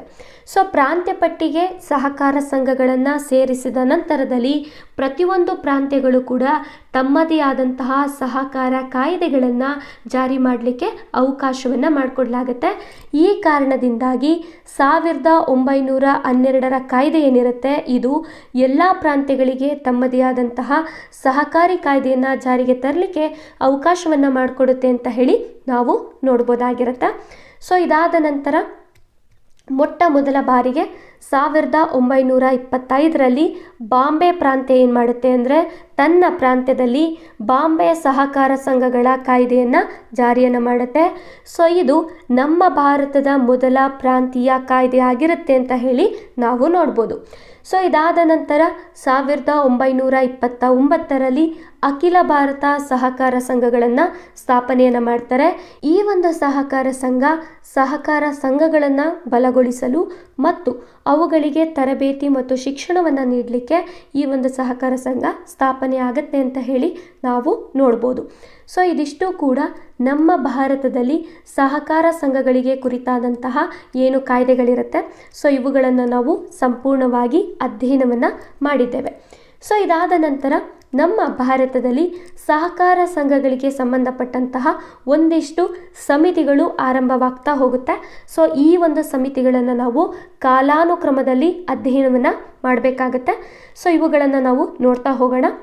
ಸೊ ಮೊದಲಿಗೆ 1914ರಲ್ಲಿ ಇಡಿ ಮೆಗ್ಲಾನ್ ಸಮಿತಿ ಅಂತ ಹೇಳಿ ಬರುತ್ತೆ. ನಂತರ 1919ರಲ್ಲಿ ಮ್ಯಾಂಟಗೋ ಜೇಮ್ಸ್ಫರ್ಡ್ ಸುಧಾರಣೆ ಬರುತ್ತೆ. 1944ರಲ್ಲಿ ಕೃಷಿ ಹಣಕಾಸು ಉಪಸಮಿತಿ ಅಂತ ಬರುತ್ತೆ. ಸೊ ಇದರ ಅಧ್ಯಕ್ಷರು ಪ್ರೊಫೆಸರ್ DR ಗಾಡ್ಗಿಲ್ ರವರು ಆಗಿರ್ತಾರೆ. ನಂತರ 1945ರಲ್ಲಿ ಸಹಕಾರಿ ಯೋಜನಾ ಸಮಿತಿ ಬರುತ್ತೆ. ಇದರ ಅಧ್ಯಕ್ಷತೆಯನ್ನು RG ಸರಯ್ಯರವರು ವಹಿಸ್ಕೊಂಡಿರ್ತಾರೆ. ನಂತರ 1946ರಲ್ಲಿ ಅಮೂಲ್ ಹೆಸರು ನೋಂದಣಿಯಾಗುತ್ತೆ. ಡಾಕ್ಟರ್ ವರ್ಗೀಸ್ ಕುರಿಯನ್ ರವರು ಮತ್ತು ತ್ರಿಭುವನ ದಾಸ್ ಪಟೇಲ್ ರವರು ಇದರಲ್ಲಿ ಭಾಗವಹಿಸ್ತಾರೆ ಅಂತ ಹೇಳಿ ನಾವು ನೋಡ್ಬೋದು. ನಂತರ ಸ್ವತಂತ್ರ ಬಂದ ನಂತರದಲ್ಲಿ ಭಾರತದಲ್ಲಿ ನೇಮಕವಾಗುವಂತಹ ಸಮಿತಿಗಳನ್ನು ನಾವು ನೋಡೋದಾದರೆ 1951ರಲ್ಲಿ ಅಖಿಲ ಭಾರತ ಗ್ರಾಮಾಂತರ ಪತ್ತು ಅಂತ ಹೇಳಿದ್ರೆ ಸಾಲ ಅಂತ ಹೇಳಿ ಕರಿತೀವಿ. ಸೊ ಈ ಒಂದು ಪರಿಶೀಲನಾ ಸಮಿತಿ ಅನ್ನುವಂಥದ್ದು ನೇಮಕವಾಗುತ್ತೆ. ಸೊ ಇದರ ಅಧ್ಯಕ್ಷತೆಯನ್ನು AD ಗೋರ್ವಾಲರವರು ವಹಿಸ್ಕೊಳ್ತಾರೆ. ನಂತರ 1965ರಲ್ಲಿ ಮಿದ್ರಾ ಸಮಿತಿ ಬರುತ್ತೆ. ನಂತರ 1966ರಲ್ಲಿ ಅಖಿಲ ಭಾರತ ಗ್ರಾಮಾಂತರ ಸಾಲ ಪುನರ್ ಪರಿಶೀಲನಾ ಸಮಿತಿ ಬರುತ್ತೆ. ಇದರ ಅಧ್ಯಕ್ಷತೆಯನ್ನು B ವೆಂಕಟಪ್ಪಯ್ಯರವರು ವಹಿಸ್ಕೊಳ್ತಾರೆ. ನಂತರ 1978ರಲ್ಲಿ ಮಾಧವದಾಸ್ ಸಮಿತಿ ಬರುತ್ತೆ. ಸೊ ಇದರ ಅಧ್ಯಕ್ಷತೆಯನ್ನು ಶ್ರೀ ಮಾಧವದಾಸರವರು ವಹಿಸ್ಕೊಳ್ತಾರೆ. ಸೊ ಇದಾದ ನಂತರ 1981ರಲ್ಲಿ ಡಾಕ್ಟರ್ B ಶಿವರಾಮನ್ ಸಮಿತಿ ಬರುತ್ತೆ. 1985ರಲ್ಲಿ KN ಅರ್ಧನಾರೀಶ್ವರನ್ ಸಮಿತಿ ಬರುತ್ತೆ. 1986ರಲ್ಲಿ AM ಕುಸ್ರು ಸಮಿತಿ ಬರುತ್ತೆ. 1990ರಲ್ಲಿ ಚೌಧರಿ ಬ್ರಹ್ಮಪ್ರಕಾಶ್ ಸಮಿತಿ ಬರುತ್ತೆ. 2004ರಲ್ಲಿ ಪ್ರೊಫೆಸರ್ A ವೈದ್ಯನಾಥನ್ ಸಮಿತಿ ಬರುತ್ತೆ. ಸೊ ಇದಿಷ್ಟು ಸಮಿತಿಗಳು ನಮ್ಮ ಭಾರತದಲ್ಲಿ ಸಹಕಾರ ಸಂಘಗಳಿಗೆ ಸಂಬಂಧಪಟ್ಟಂತಹ ಸಮಿತಿ ಆಗಿರುತ್ತೆ ಅಂತ ಹೇಳಿ ನೋಡ್ಬೋದು. ಸೊ ಈ ಒಂದು ಸಮಿತಿಗಳ ಮೇಲೆ ಕಾಲಾನುಕ್ರಮದಲ್ಲಿ ಪ್ರಶ್ನೆಯನ್ನು ಈಗಾಗಲೇ ಪ್ರಶ್ನೆ ಪತ್ರಿಕೆಗಳಲ್ಲಿ ಕೇಳಿದ್ದಾರೆ. ಸೊ ಹಾಗಾಗಿ ಬಹಳಷ್ಟು ಪ್ರಾಮುಖ್ಯತೆಯನ್ನು ಪಡ್ಕೊಳ್ಳುತ್ತೆ ಈ ಒಂದು ವಿಭಾಗ. ಸೊ ಈಗ ಈ ಎಲ್ಲ ಸಮಿತಿಗಳ ಬಗ್ಗೆ ಇನ್ ಡೀಟೇಲ್ ಆಗಿ ಮಾಹಿತಿಗಳನ್ನು ಅಧ್ಯಯನವನ್ನು ಮಾಡ್ತಾ ಹೋಗೋಣ. ಓಕೆ, ಸೊ ಮೊದಲಿಗೆ 1914ರಲ್ಲಿ ED ಮೆಗ್ಲನ್ ಸಮಿತಿ ಬರುತ್ತೆ. ಈ ಒಂದು ಸಮಿತಿ ಸಹಕಾರಿ ಸಂಘಕ್ಕೆ ಸಂಬಂಧಪಟ್ಟ ಹಾಗೆ ನಮ್ಮ ಭಾರತದ ಮೊಟ್ಟ ಮೊದಲ ಸಮಿತಿ ಅಂತ ಹೇಳಿ ನಾವು ನೋಡ್ಬೋದು. ಸೊ ಈ ಒಂದು ಸಮಿತಿ ಏನು ಮಾಡುತ್ತೆ ಅಂದರೆ 1904ರಲ್ಲಿ ನಮ್ಮ ಭಾರತದಲ್ಲಿ ಕಾಯ್ದೆ ಜಾರಿಯಾಗುತ್ತೆ. ನಂತರ 1912ರಲ್ಲಿ ಭಾರತದಲ್ಲಿ ಸಹಕಾರ ಸಂಘಗಳಿಗೆ ಸಂಬಂಧಪಟ್ಟಂತಹ ಕಾಯ್ದೆ ಜಾರಿಯಾಗುತ್ತೆ. ಸೊ ಇದಾದ ನಂತರ ನಮ್ಮ ಭಾರತದಲ್ಲಿ ಸಹಕಾರ ಚಳುವಳಿಗಳು ಹೇಗೆ ಆರಂಭವಾಗುತ್ತೆ, ಯಾವ ಮಟ್ಟಿಗೆ ಸಹಕಾರ ಸಂಘಗಳು ಸ್ಥಾಪನೆಯಾಗಿದೆ ಅಂತ ಹೇಳಿ ಸೊ ಇವುಗಳ ಪರಿಸ್ಥಿತಿಗಳ ಬಗ್ಗೆ ಸ್ಥಿತಿಗಳ ಬಗ್ಗೆ ಪರಿಶೀಲನೆಯನ್ನು ಮಾಡಲಿಕ್ಕೆ ಮೆಗ್ಲನ್ ಸಮಿತಿಯನ್ನು ಸ್ಥಾಪನೆಯನ್ನು ಮಾಡ್ತಾರೆ. ಸೊ ಇದಾದ ನಂತರ ಸಹಕಾರಿ ಸಂಘಗಳನ್ನು ಹೆಚ್ಚು ಬಲಗೊಳಿಸಲಿಕ್ಕೆ ಮತ್ತು ಪರಿಣಾಮಕಾರಿಯಾಗಿ ಕಾರ್ಯನಿರ್ವಹಿಸಲು ಸಲಹೆಯನ್ನು ನೀಡುವಂಥದ್ದು ಈ ಒಂದು ಸಮಿತಿಯ ಮೂಲ ಉದ್ದೇಶವಾಗಿರುತ್ತೆ ಅಂತ ಹೇಳಿ ನಾವು ನೋಡ್ಬೋದು. ನಂತರ 1919ರಲ್ಲಿ ಮ್ಯಾಂಟಗೋ ಜೇಮ್ಸ್ ವರ್ಡ್ ಸುಧಾರಣೆ ಅನ್ನುವಂಥದ್ದು ನಮ್ಮ ಭಾರತದಲ್ಲಿ ಜಾರಿಯಾಗುತ್ತೆ. ಸೊ ಇದರಲ್ಲಿ ಸಹಕಾರ ಸಂಘಗಳನ್ನು ಪ್ರಾಂತ್ಯ ಪಟ್ಟಿಗೆ ಸೇರ್ಪಡೆ ಮಾಡಲಾಗುತ್ತೆ. ಇದರಿಂದಾಗಿ 1912ರ ಕಾಯ್ದೆ ಏನಿರುತ್ತೆ, ಈ ಕಾಯ್ದೆ ಎಲ್ಲ ಪ್ರಾಂತ್ಯಗಳಿಗೆ ತಮ್ಮದೇ ಆದಂತಹ ಸಹಕಾರಿ ಕಾಯ್ದೆಯನ್ನು ಜಾರಿಗೆ ತರಲು ಅವಕಾಶವನ್ನು ಮಾಡಿಕೊಡುತ್ತೆ. ಇದರ ಅನ್ವಯವಾಗಿ ನಮ್ಮ ಭಾರತದಲ್ಲಿ ಮೊಟ್ಟ ಮೊದಲ ಬಾರಿಗೆ ಬಾಂಬೆ ಪ್ರಾಂತ್ಯ 1925ರಲ್ಲಿ ಬಾಂಬೆ ಸಹಕಾರ ಸಂಘಗಳ ಕಾಯ್ದೆಯನ್ನು ಆರಂಭವನ್ನು ಮಾಡುತ್ತೆ. ಸೊ ಇಲ್ಲಿ ಪ್ರಶ್ನೆ ಆಗಿದೆ. ನಂತರ 1929ರಲ್ಲಿ ಅಖಿಲ ಭಾರತ ಸಹಕಾರ ಸಂಘ ಸ್ಥಾಪನೆ ಆಗುತ್ತೆ ಅಂತ ಹೇಳಿ ನಾವು ನೋಡ್ಬೋದು. ಸೊ ಇದಾದ ನಂತರ 1944ರಲ್ಲಿ ಪ್ರೊಫೆಸರ್ DR ಗಾಡ್ಗಿಲ್ ರವರ ನೇತೃತ್ವದಲ್ಲಿ ಕೃಷಿ ಹಣಕಾಸು ಉಪಸಮಿತಿ ಅಂತ ಹೇಳಿ ಸಮಿತಿಯನ್ನು ಸ್ಥಾಪನೆಯನ್ನು ಮಾಡ್ತಾರೆ. ಈ ಒಂದು ಸಮಿತಿಯನ್ನು ಕೃಷಿ ಕ್ಷೇತ್ರಕ್ಕೆ ಸಾಲ ಮತ್ತು ಹಣಕಾಸು ವ್ಯವಸ್ಥೆಗೆ ಸಂಬಂಧಪಟ್ಟಂತಹ ಸುಧಾರಿತವಾದ ವಿಚಾರಗಳನ್ನು ಚರ್ಚೆಯನ್ನು ಮಾಡಲಿಕ್ಕೆ ಈ ಒಂದು ಸಮಿತಿಯನ್ನು ನೇಮಕವನ್ನು ಮಾಡ್ತಾರೆ. ಸೊ ಈ ಒಂದು ಸಮಿತಿ ಸಹಕಾರಿ ಕೃಷಿ ಬ್ಯಾಂಕ್ಗಳ ಮೂಲಕ ರೈತರಿಗೆ ಸಾಲ ನೀಡುವಂತಹ ವ್ಯವಸ್ಥೆಯನ್ನು ಬಲಪಡಿಸುವಂತೆ ಶಿಫಾರಸನ್ನು ಮಾಡ್ತಾರೆ ಅಂತ ಹೇಳಿ ನಾವು ನೋಡ್ಬೋದು. ಸೊ ಇದಾದ ನಂತರ 1945ರಲ್ಲಿ RG ಸರಯ್ಯರವರ ನೇತೃತ್ವದಲ್ಲಿ ಸಹಕಾರಿ ಯೋಜನಾ ಸಮಿತಿಯನ್ನು ಜಾರಿಗೆ ತಗೊಂಡ್ಬರ್ತಾರೆ. ಈ ಒಂದು ಸಮಿತಿಯು ಭಾರತದಲ್ಲಿ ಸಹಕಾರ ಚಳುವಳಿಯನ್ನು ಯೋಜಿತವಾಗಿ ಅಭಿವೃದ್ಧಿಯನ್ನು ಪಡಿಸಲಿಕ್ಕೆ ರಚನೆಯನ್ನು ಮಾಡಲಾಗುತ್ತೆ. ಸೊ ಈ ಒಂದು ಸಮಿತಿಯು ಬಹಳಷ್ಟು ಪ್ರಮುಖವಾದಂತಹ ಶಿಫಾರಸುಗಳನ್ನು ಮಾಡ್ತಾರೆ. ಸೊ ಯಾವುದು ಅಂತ ಹೇಳಿದ್ರೆ, ಮೊದಲಿಗೆ ಈ ಸಹಕಾರ ಸಂಘಗಳೇನಿರುತ್ತೆ ಅವುಗಳಿಗೆ ಸ್ವಾಯತ್ತತೆಯನ್ನು ನೀವು ಕೊಡಬೇಕಾಗುತ್ತೆ. ಸರ್ಕಾರವು ಈ ಸಹಕಾರ ಸಂಘಗಳ ಮೇಲೆ ಕಡಿಮೆ ಹಸ್ತಕ್ಷೇಪವನ್ನು ಮಾಡಬೇಕು ಮತ್ತು ಗ್ರಾಮೀಣ ಅಭಿವೃದ್ಧಿಗೆ ಒತ್ತು ನೀಡುವಂತೆ ಶಿಫಾರಸನ್ನು ಮಾಡುತ್ತೆ. ಸೊ ಹಾಗಾಗಿ ಇದು ಬಹಳಷ್ಟು ಪ್ರಮುಖವಾದಂತಹ ಸಮಿತಿಯಾಗಿರುತ್ತೆ. ಓಕೆ, ಸೊ ನಂತರದಲ್ಲಿ ಈ ಒಂದು ವಿಭಾಗ ಬಹಳಷ್ಟು ಇಂಪಾರ್ಟೆಂಟ್ ಆಗುತ್ತೆ. ಯಾಕೆ ಅಂತ ಹೇಳಿದರೆ 1946 ಡಿಸೆಂಬರ್ 14ರಂದು ನಮ್ಮ ಭಾರತದಲ್ಲಿ ಅಮೂಲ್ ಬ್ರ್ಯಾಂಡ್ ಏನಿದೆ, ಸೊ ಇದರ ಹೆಸರು ನೋಂದಾವಣಿಯಾಗುತ್ತೆ. ಆನಂದ್ ಹಾಲು ಉತ್ಪಾದಕರ ಸಹಕಾರಿ ಸಂಘ ಏನಿರುತ್ತೆ, ಇದು ಅಮೂಲ್ ಅನ್ನುವಂತಹ ಬ್ರ್ಯಾಂಡನ್ನು ಅಧಿಕೃತವಾಗಿ ನೋಂದಾವಣಿಯನ್ನು ಮಾಡುತ್ತೆ ಅಂತ ಹೇಳಿ ನಾವು ನೋಡ್ಬೋದು. ಸೊ ಈ ಒಂದು ಅಮೂಲ್ ಬ್ರ್ಯಾಂಡ್ನ ಪೂರ್ಣ ಹೆಸರನ್ನು ನಾವು ನೋಡೋದಾದರೆ Kaira district cooperative milk producer union limited ಆಗಿರುತ್ತೆ. ಸೊ ಸ್ಥಳ ಬಂದು ಆನಂದ್, ಖೇರಾ ಜಿಲ್ಲೆ, ಗುಜರಾತ್ ಆಗಿರುತ್ತೆ. ಸ್ಥಾಪಕರು ಬಂದು ಡಾಕ್ಟರ್ ವರ್ಗೀಸ್ ಕುರಿಯನ್ ರವರು ಮತ್ತು ತ್ರಿಭುವನದಾಸ್ ಪಟೇಲ್ ರವರು ಆಗಿರ್ತಾರೆ. ಸೊ ಈ ಒಂದು ಲಿಮಿಟೆಡ್ನ ಮುಖ್ಯ ಉದ್ದೇಶವೇನಾಗಿರುತ್ತೆ ಅಂದರೆ ರೈತರಿಂದ ನೇರವಾಗಿ ಹಾಲನ್ನು ಖರೀದಿ ಮಾಡುವಂಥದ್ದು, ಮಧ್ಯವರ್ತಿಗಳನ್ನು ತೆಗೆದುಹಾಕುವಂಥದ್ದು, ರೈತರಿಗೆ ನ್ಯಾಯಯುತವಾದಂತಹ ಬೆಲೆಯನ್ನು ನೀಡುವಂಥದ್ದು Kaira district cooperative milk producer union ಲಿಮಿಟೆಡ್ನ ಮೂಲ ಉದ್ದೇಶವಾಗಿರುತ್ತೆ ಅಂತ ಹೇಳಿ ನಾವು ನೋಡ್ಬೋದಾಗಿರುತ್ತೆ. ಸೊ ನೀವಿಲ್ಲಿ ನೋಡ್ತಾ ಇದ್ದೀರಾ Amul the taste of India ಅಂತ ಹೇಳಿ, ಸೊ ಇದರ ಧ್ಯೇಯ ವಾಕ್ಯವಾಗಿರುತ್ತೆ. ಸೊ ಈ ಅಮೂಲ್ ಸಹಕಾರಿ ಮಾದರಿ ಏನಿರುತ್ತೆ, ಇದು ನಮ್ಮ ಭಾರತದಲ್ಲಿ ವೈಟ್ ರೆವಲ್ಯೂಷನನ್ನು ಅಂದರೆ ಶ್ವೇತ ಕ್ರಾಂತಿಯನ್ನು ಪ್ರಾರಂಭವನ್ನು ಮಾಡಲಿಕ್ಕೆ ಭಾಳಷ್ಟು ಒಂದು ಅಡಿಪಾಯವನ್ನು ಹಾಕ್ಕೊಡುತ್ತೆ ಅಂತ ಹೇಳಿ ನಾವು ನೋಡ್ಬೋದಾಗಿರುತ್ತೆ.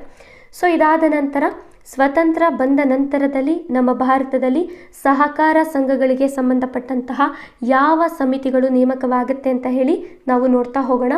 1951ರಲ್ಲಿ ಅಖಿಲ ಭಾರತ ಗ್ರಾಮಾಂತರ ಪತ್ತು ಪರಿಶೀಲನಾ ಸಮಿತಿ ನೇಮಕವಾಗುತ್ತೆ. ಸೊ ಈ ಒಂದು ಸಮಿತಿಯ ಅಧ್ಯಕ್ಷರು A.D. ಗೋರ್ವಾಲರವರಾಗಿರ್ತಾರೆ. ಸೊ ಈ ಒಂದು ಸಮಿತಿಯನ್ನು ಯಾರು ನೇಮಕವನ್ನು ಮಾಡ್ತಾರೆ ಅಂತ ಹೇಳಿದ್ರೆ RBI ರಿಸರ್ವ್ ಬ್ಯಾಂಕ್ ಆಫ್ ಇಂಡಿಯಾದವರು ಈ ಒಂದು ಸಮಿತಿಯನ್ನು ನೇಮಕವನ್ನು ಮಾಡ್ತಾರೆ. ಹಾಗಾಗಿ ಪ್ರಶ್ನೆ ಆಗೋ ಸಾಧ್ಯತೆ ಜಾಸ್ತಿ ಇರುತ್ತೆ. ಸೊ ಈ ಒಂದು ಸಮಿತಿಯು 1954ರಲ್ಲಿ ವರದಿಯನ್ನು ಮಾಡ್ತಾರೆ. ಸೊ ಈ ಒಂದು ವರದಿಯನ್ನು ಭಾರತೀಯ ಸಹಕಾರ ಚಳುವಳಿಯ ಮ್ಯಾಗ್ನಾ ಕಾರ್ಟಾ ಅಂತ ಹೇಳಿ ಕರಿತೀವಿ, ಅಥವಾ ಗ್ರಾಮೀಣ ಸಾಲದ ಸಮಗ್ರ ಯೋಜನೆ ಅಂತಲೂ ಕೂಡ ನಾವು ಕರಿಬಹುದಾಗಿರುತ್ತೆ. ಸೊ ಇಲ್ಲೂ ಕೂಡ ಪ್ರಶ್ನೆ ಆಗೋ ಸಾಧ್ಯತೆ ಜಾಸ್ತಿ ಇರುತ್ತೆ. ಭಾರತೀಯ ಸಹಕಾರ ಚಳುವಳಿಯ ಮ್ಯಾಗ್ನಾ ಕಾರ್ಟಾ ಎಂದು ಕರೆಯಲಾಗುವಂತಹ ಸಮಿತಿ ಯಾವುದು ಅಂತ ಹೇಳಿದ್ರೆ A.D. ಗೋರ್ವಾಲರವರ ಅಖಿಲ ಭಾರತ ಗ್ರಾಮಾಂತರ ಪತ್ತು ಪರಿಶೀಲನಾ ಸಮಿತಿ ಆಗಿರುತ್ತೆ ಅಂತ ಹೇಳಿ ನಾವು ನೋಡ್ಬೋದು. ಸೊ ಈ ಒಂದು ಸಮಿತಿ ಏನು ಮಾಡುತ್ತೆ ಅಂದರೆ ಸಹಕಾರ ಸಂಘಗಳು ದೇಶದ ಯಾವ ಭಾಗದಲ್ಲಿ ಸ್ಥಾಪನೆಗೊಂಡಿಲ್ಲ, ಸೊ ಅದರ ಪರಿಸ್ಥಿತಿ ಹೇಗಿದೆ, ಸೊ ಸಹಕಾರ ಸಂಘಗಳು ಯಶಸ್ವಿಯಾಗಿದೆಯಾ, ಯಶಸ್ವಿಯಾಗಿಲ್ವಾ, ಹೀಗೆ ಪ್ರತಿಯೊಂದು ವಿಚಾರಗಳನ್ನು ಅಧ್ಯಯನವನ್ನು ಮಾಡುತ್ತೆ ಅಂತ ಹೇಳಿ ನಾವು ನೋಡ್ಬೋದು. ಸೊ ಅಧ್ಯಯನವನ್ನು ಮಾಡಿದ ನಂತರದಲ್ಲಿ ಇವರು ಒಂದು ಸ್ಟೇಟ್ಮೆಂಟನ್ನು ಕೊಡ್ತಾರೆ. ಏನು ಅಂತ ಹೇಳಿದ್ರೆ ಭಾರತದಲ್ಲಿ ಸಹಕಾರ ಸಂಘಗಳು ಸ್ಥಾಪನೆ ಯಶಸ್ವಿಯಾಗಿಲ್ಲ. ಸೊ ಹಾಗಾಗಿ ಸಹಕಾರ ಚಳುವಳಿಯ ದುರ್ಬಲತೆಯ ಬಗ್ಗೆ, ಹಣಕಾಸಿನ ಕೊರತೆಯ ಬಗ್ಗೆ ಮತ್ತು ಸರ್ಕಾರದ ಹಸ್ತಕ್ಷೇಪಗಳನ್ನು ವಿಶ್ಲೇಷಣೆಯನ್ನು ಮಾಡಿ ಒಂದು ವರದಿಯನ್ನು ಕೊಡ್ತಾರೆ.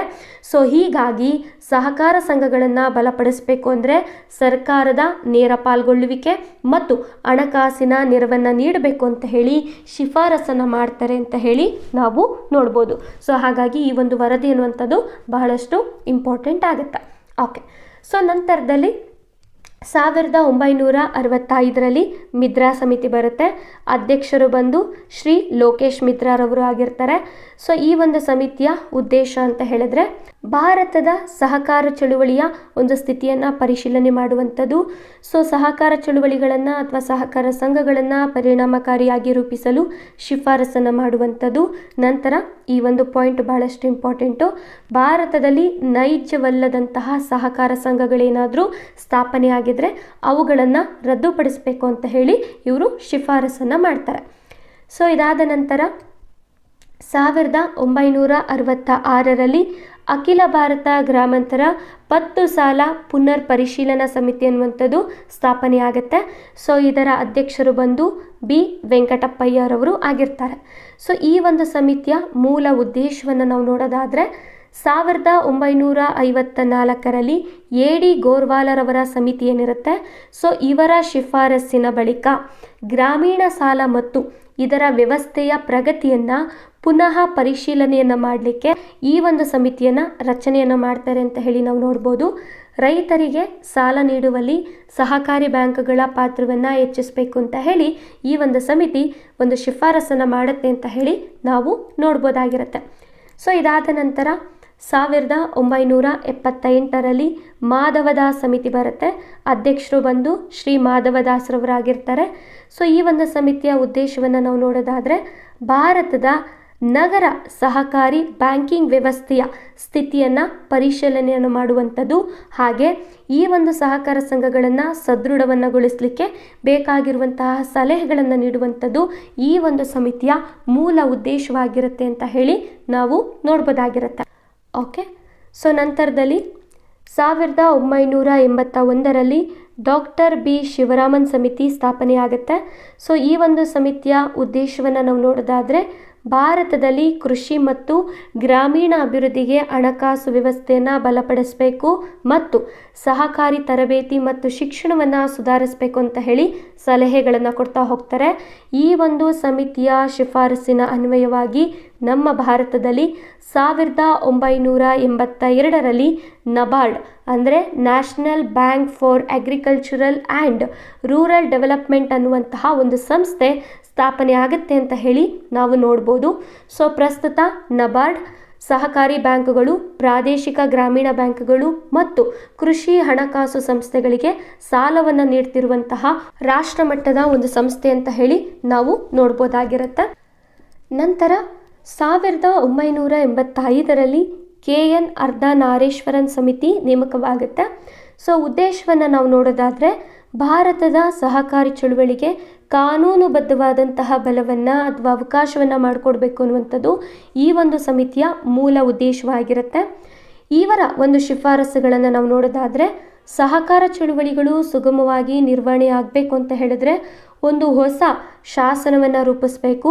ಆ ಒಂದು ಶಾಸನಕ್ಕೆ ಕಾನೂನು ಅವಕಾಶವನ್ನು ಅಥವಾ ಕಾನೂನು ಮಾನ್ಯತೆಯನ್ನು ನೀಡಬೇಕು ಅನ್ನುವಂಥದ್ದು ಈ ಒಂದು ಸಮಿತಿಯ ಮೂಲ ಉದ್ದೇಶ ಮತ್ತು ಶಿಫಾರಸು ಆಗಿರುತ್ತೆ ಅಂತ ಹೇಳಿ ನಾವು ನೋಡ್ಬೋದಾಗಿರುತ್ತೆ. ಸೊ ಇದಾದ ನಂತರ 1986ರಲ್ಲಿ AM ಕುಸ್ರು ಸಮಿತಿ ಅಂತ ಹೇಳಿ ನೇಮಕವನ್ನು ಮಾಡ್ತಾರೆ. ಸೊ ಯಾರು ನೇಮಕವನ್ನು ಮಾಡ್ತಾರೆ ಅಂತ ಹೇಳಿದ್ರೆ ವಿಶ್ವಸಂಸ್ಥೆಯ ಸಲಹೆಯಂತೆ ಈ ಒಂದು ಸಮಿತಿಯನ್ನು ನೇಮಕವನ್ನು ಮಾಡೋದ್ರಿಂದ ಇದು ಭಾಳಷ್ಟು ಇಂಪಾರ್ಟೆಂಟ್ ಆಗುತ್ತೆ. ಸೊ ಈ ಒಂದು ಸಮಿತಿ ರಾಷ್ಟ್ರ ಮಟ್ಟದಲ್ಲಿ ಸಹಕಾರ ಬ್ಯಾಂಕ್ಗಳನ್ನು ಸ್ಥಾಪನೆಯನ್ನು ಮಾಡಬೇಕು ಅಂತ ಹೇಳಿ ಶಿಫಾರಸನ್ನು ಮಾಡ್ತಾರೆ ಅಂತ ಹೇಳಿ ನಾವು ನೋಡ್ಬೋದು. ಓಕೆ, ಸೊ ನಂತರದಲ್ಲಿ ಈ ಒಂದು ಸಮಿತಿ ಬಹಳಷ್ಟು ಇಂಪಾರ್ಟೆಂಟ್ ಆಗುತ್ತೆ. 1990ರಲ್ಲಿ ಚೌಧರಿ ಬ್ರಹ್ಮಪ್ರಕಾಶ್ ಸಮಿತಿಯನ್ನು ಯೋಜನಾ ಆಯೋಗವು ಈ ಒಂದು ಸಮಿತಿಯನ್ನು ನೇಮಕವನ್ನು ಮಾಡುತ್ತೆ ಅಂತ ಹೇಳಿ ನಾವು ನೋಡ್ಬೋದು. ಈ ಒಂದು ಸಮಿತಿಯ ಶಿಫಾರಸಿನ ಅನ್ವಯವಾಗಿ ನಮ್ಮ ಭಾರತದಲ್ಲಿ 1990ರಲ್ಲಿ ಏಕರೂಪವಾದಂತಹ ಮಾದರಿ ಸಹಕಾರ ಕಾಯ್ದೆ ಜಾರಿ ಆಗುತ್ತೆ ಅಂತ ಹೇಳಿ ನಾವು ನೋಡ್ಬೋದು. ಸೊ ಪ್ರಶ್ನೆ ಬರೋ ಸಾಧ್ಯತೆ ಜಾಸ್ತಿ ಇರುತ್ತೆ. 1990ರಲ್ಲಿ ಏಕರೂಪ ಮಾದರಿ ಸಹಕಾರ ಕಾಯ್ದೆ ಯಾವ ಸಮಿತಿಯ ಶಿಫಾರಸಿನ ಅನ್ವಯವಾಗಿ ಜಾರಿಯಾಗುತ್ತೆ ಅಂತ ಹೇಳಿ ಕೇಳ್ಬೋದು, ಅಥವಾ ಚೌಧರಿ ಬ್ರಹ್ಮಪ್ರಕಾಶ್ ಸಮಿತಿಯ ಪ್ರಕಾರವಾಗಿ ನಮ್ಮ ಭಾರತದಲ್ಲಿ ಯಾವ ಸಹಕಾರ ಕಾಯ್ದೆ ಜಾರಿಯಾಗುತ್ತೆ ಅಂತ ಹೇಳಿಬೇಕಾದ್ರೂ ಪ್ರಶ್ನೆಯನ್ನು ಕೇಳ್ಬೋದಾಗಿರುತ್ತೆ. ಓಕೆ, ಸೊ ನಂತರದಲ್ಲಿ 2004ರಲ್ಲಿ ಪ್ರೊಫೆಸರ್ ವೈದ್ಯನಾಥನ್ ಸಮಿತಿ ಅಂತ ಹೇಳಿ ಸಮಿತಿಯನ್ನು ನೇಮಕವನ್ನು ಮಾಡ್ತಾರೆ. ಇವರು ಸಹಕಾರಿ ಬ್ಯಾಂಕುಗಳಿಗೆ ವಾಣಿಜ್ಯ ಬ್ಯಾಂಕ್ಗಳಿಗೆ ನೀಡಿರುವಂತಹ ಸ್ಥಾನಮಾನವನ್ನು ನೀಡಬೇಕು, ಅವಕಾಶಗಳನ್ನು ಮಾಡಿಕೊಡ್ಬೇಕು ಅಂತ ಹೇಳಿ ಇವರು ಶಿಫಾರಸನ್ನು ಮಾಡ್ತಾರೆ. ಸೊ ಇದಿಷ್ಟು ಕೂಡ ಸಹಕಾರ ಸಂಘಗಳಿಗಾಗಿ ನಮ್ಮ ಭಾರತದಲ್ಲಿ ನೇಮಕವಾದಂತಹ ಸಮಿತಿಗಳಾಗಿರುತ್ತೆ. ಸೊ ಈ ಒಂದು ಸಮಿತಿಗಳ ಮೇಲೆ ಈ ಹಿಂದೆ ಪ್ರಶ್ನೆಗಳು ಬಂದಿರುವಂಥದ್ದನ್ನು ಕೂಡ ನಾವು ನೋಡ್ಬೋದು. ಓಕೆ, ಸೊ ಈಗ ನಾವು ಅಧ್ಯಯನವನ್ನು ಮಾಡಬೇಕಾಗತ್ತೆ. ಸೊ ನಮ್ಮ ಭಾರತದಲ್ಲಿ ಏನು ಸಹಕಾರ ಸಂಘಗಳು ಸ್ಥಾಪನೆಯಾಗಿರುತ್ತಲ್ಲ, ಸೊ ಇವುಗಳ ಬಗ್ಗೆ ನಾವು ನೋಡ್ತಾ ಹೋಗೋಣ. ಸೊ ಈ ಮೊದಲು ನಾವು 1904ರಲ್ಲಿ ಸ್ಥಾಪನೆಯಾದಂತಹ ಸಹಕಾರ ಕ್ರೆಡಿಟ್ ಸೊಸೈಟಿ ಕಾಯ್ದೆಯನ್ನು ಕೂಡ ನೋಡಿದ್ದೇವೆ. ಸೊ ಇದ್ರ ಪ್ರಕಾರವಾಗಿ ನಮ್ಮ ಕರ್ನಾಟಕದಲ್ಲಿ 1905ರಲ್ಲಿ ಭಾರತದ ಮೊದಲ ಸಹಕಾರ ಸಂಘ ಸ್ಥಾಪನೆಯಾಗುತ್ತೆ. ಸೊ ಇದಾದ ನಂತರ ವಿಶಾಲ ವ್ಯಾಪ್ತಿಗಾಗಿ 1912ರಲ್ಲಿ ಸಹಕಾರ ಸಂಘಗಳ ಕಾಯ್ದೆಯನ್ನು ಸ್ಥಾಪನೆಯನ್ನು ಮಾಡ್ತಾರೆ. ಸೊ ಈ ಒಂದು ಕಾಯ್ದೆ ಅನ್ವಯವಾಗಿ 1914ರಲ್ಲಿ ಮದ್ರಾಸ್ ಹೌಸಿಂಗ್ ಸೊಸೈಟಿ ಅನ್ನುವಂಥದ್ದು ಸ್ಥಾಪನೆ ಆಗುತ್ತೆ. ಸೊ ನಂತರ ಪ್ರಾಂತೀಯ ಮಟ್ಟದಲ್ಲಿ ಸಹಕಾರ ಕಾಯ್ದೆಯನ್ನು ಜಾರಿಗೆ ತರ್ಬೋದು ಅಂತ ಹೇಳಿ 1919ರ ಮ್ಯಾಂಟಗೋ ಜೇಮ್ಸ್ ವರ್ಡ್ ಸುಧಾರಣೆ ತಿಳಿಸಿದ ನಂತರ ನಮ್ಮ ಭಾರತದಲ್ಲಿ 1925ರಲ್ಲಿ ಬಾಂಬೆ ಪ್ರಾಂತೀಯ ಸಹಕಾರ ಕಾಯ್ದೆ ಅನ್ನುವಂಥದ್ದು ಜಾರಿಯಾಗುತ್ತೆ. ಸೊ ಇದಾದ ನಂತರ 1929ರಲ್ಲಿ ಅಖಿಲ ಭಾರತ ಸಹಕಾರ ಸಂಘ ಸ್ಥಾಪನೆ ಆಗುತ್ತೆ ಅಂತ ಹೇಳಿ ಸೊ ಇಲ್ಲಿವರೆಗೂ ನಾವು ಅಧ್ಯಯನವನ್ನು ಮಾಡಿದ್ವಿ. ಸೊ ಇದಾದ ನಂತರ 1963ರಲ್ಲಿ ನಮ್ಮ ಭಾರತದಲ್ಲಿ ಅಗ್ರಿಕಲ್ಚರಲ್ ರಿಫೈನ್ಸ್ ಕೋಆಪರೇಟಿವ್ ಒಂದು ಸೊಸೈಟಿ ಅನ್ನುವಂಥದ್ದು ಜಾರಿಯಾಗುತ್ತೆ. ಇದನ್ನು ನಾವು ಕೃಷಿ ಮರು ಹಣಕಾಸು ನಿಗಮ ಅಂತ ಹೇಳಿ ನೋಡ್ಬೋದು. ಸೊ ಈ ಒಂದು ನಿಗಮ ಕೇಂದ್ರ ಭೂ ಅಡಮಾನ ಬ್ಯಾಂಕುಗಳ ಮೂಲಕ ಸಹಕಾರಿ ಸಂಘಗಳಿಗೆ ದೀರ್ಘಾವಧಿಯ ಸಾಲವನ್ನು ಒದಗಿಸುವಂತಹ ಉದ್ದೇಶದಿಂದ ಸ್ಥಾಪನೆಯಾಗಿದೆ ಅಂತ ಹೇಳಿ ನಾವು ನೋಡ್ಬೋದಾಗಿರುತ್ತೆ. ಸೊ ಇದಾದ ನಂತರ 1963ರಲ್ಲಿ NCDC ಅಂದರೆ ನ್ಯಾಷನಲ್ ಕೋಆಪರೇಟಿವ್ ಡೆವಲಪ್ಮೆಂಟ್ ಕಾರ್ಪೊರೇಷನ್ ಅನ್ನುವಂಥದ್ದು ನಮ್ಮ ಭಾರತದಲ್ಲಿ ಜಾರಿಯಾಗುತ್ತೆ. ಸೊ ಇದು ಸಹಕಾರಿ ಮಾರುಕಟ್ಟೆ ಮತ್ತು ಸಹಕಾರಿ ಸಂಘಗಳ ಬೆಳವಣಿಗೆಗೆ ಉತ್ತೇಜನವನ್ನು ನೀಡಲಿಕ್ಕೆ ಶಾಸನಬದ್ಧ ನಿಗಮವಾಗಿ ಸ್ಥಾಪನೆಯಾಗಿದೆ ಅಂತ ಹೇಳಿ ನಾವು ನೋಡ್ಬೋದು. ನಂತರ 1965ರಲ್ಲಿ ನ್ಯಾಷನಲ್ ಡೈರಿ ಡೆವಲಪ್ಮೆಂಟ್ ಬೋರ್ಡ್ ಅನ್ನುವಂಥದ್ದು NDDP ಅಂತ ಹೇಳಿ ಕರಿತೀವಿ. ಸೊ ಇದು ಸ್ಥಾಪನೆಯಾಗಿದೆ. ಸಂಸತ್ತಿನ ಕಾಯ್ದೆ ಮೂಲಕ ಸ್ಥಾಪನೆಗೊಂಡಿರುವಂತಹ ಸ್ವಾಯತ್ತ ಸಂಸ್ಥೆ ಅಂತ ಹೇಳಿ ನೋಡ್ಬೋದು. ಸೊ ಇದನ್ನು ಗುಜರಾತ್ನ ಆನಂದ್ನಲ್ಲಿ ಸ್ಥಾಪನೆಯನ್ನು ಮಾಡಲಾಗಿದೆ. ಸಂಸ್ಥಾಪಕ ಅಧ್ಯಕ್ಷರು ಬಂದು ವರ್ಗೀಸ್ ಕುರಿಯನ್ ರವರು ಆಗಿರ್ತಾರೆ. ಸೊ ನಂತರ 1981ರಲ್ಲಿ ನಬಾರ್ಡ್ ಸ್ಥಾಪನೆ ಆಗಿರುವಂಥದ್ದನ್ನು ನಾವು ಈಗ ಆಲ್ರೆಡಿ ಅಧ್ಯಯನವನ್ನು ಮಾಡಿದ್ದೇವೆ. ನಂತರ 1984ರಲ್ಲಿ ಬಹುರಾಜ್ಯ ಸಹಕಾರಿ ಸಂಘಗಳ ಕಾಯ್ದೆ ಅನ್ನುವಂಥದ್ದು ಜಾರಿಯಾಗುತ್ತೆ. ಸೊ ಇಲ್ಲಿ ಪ್ರಶ್ನೆ ಆಗಿದೆ. ನಂತರ 1990ರಲ್ಲಿ ಏಕಮಾದರಿ ಸಹಕಾರಿ ಕಾಯ್ದೆ ಜಾರಿಯಾಗುತ್ತೆ. ಸೊ ಚೌಧರಿ ಬ್ರಹ್ಮಪ್ರಕಾಶ್ ಸಮಿತಿಯ ಶಿಫಾರಸಿನ ಅನ್ವಯ. ಸೊ ಇಲ್ಲೂ ಕೂಡ ಪ್ರಶ್ನೆ ಆಗಿದೆ. ನಂತರ 2002ರಲ್ಲಿ ಬಹುರಾಜ್ಯ ಸಹಕಾರಿ ಸಂಘಗಳ ಕಾಯ್ದೆ ಅನ್ನುವಂಥದ್ದು ಜಾರಿಯಾಗುತ್ತೆ. 1984ರ ಕಾಯ್ದೆಗೆ ಇದು ತಿದ್ದುಪಡಿ ಅಂತ ಹೇಳಿ ನಾವು ನೋಡ್ಬೋದು. ನಂತರ ವೆರಿ ಇಂಪಾರ್ಟೆಂಟು 2002ರಲ್ಲಿ ರಾಷ್ಟ್ರೀಯ ಸಹಕಾರ ನೀತಿ ಅನ್ನುವಂಥದ್ದು ಜಾರಿಯಾಗುತ್ತೆ. ಸೊ ಈ ಒಂದು ನೀತಿ ಸಹಕಾರಿ ಸಂಘಗಳ ಸರ್ವಾಂಗೀಣ ಅಭಿವೃದ್ಧಿಯ ಕುರಿತು ವಿಚಾರಗಳನ್ನು ಮಂಡನೆಯನ್ನು ಮಾಡುತ್ತೆ ಅಂತ ಹೇಳಿ ನಾವು ನೋಡ್ಬೋದು. ನಂತರ 2002ರಲ್ಲಿ ಕಂಪನಿ ತಿದ್ದುಪಡಿ ಕಾಯ್ದೆ ಜಾರಿಯಾಗುತ್ತೆ. ಡಾಕ್ಟರ್ YK ಅಲಾಗ್ ಸಮಿತಿಯ ಶಿಫಾರಸಿನ ಅನ್ವಯವಾಗಿ 1956ರಲ್ಲಿ ಇದ್ದಂತಹ ಕಂಪನಿ ಕಾಯ್ದೆಗೆ ತಿದ್ದುಪಡಿ 2002ರಲ್ಲಿ ಆಗುತ್ತೆ ಅಂತ ಹೇಳಿ ನಾವು ನೋಡ್ಬೋದು. ಓಕೆ, ಸೊ ಇದಿಷ್ಟು ಕೂಡ ನಮ್ಮ ಭಾರತದಲ್ಲಿ ಜಾರಿಯಾಗಿರುವಂತಹ ಪ್ರಮುಖ ಸಹಕಾರ ಸಂಘಗಳು ಮತ್ತು ಸಹಕಾರ ಸಂಘಗಳ ಕಾಯ್ದೆಗಳಾಗಿರುತ್ತೆ.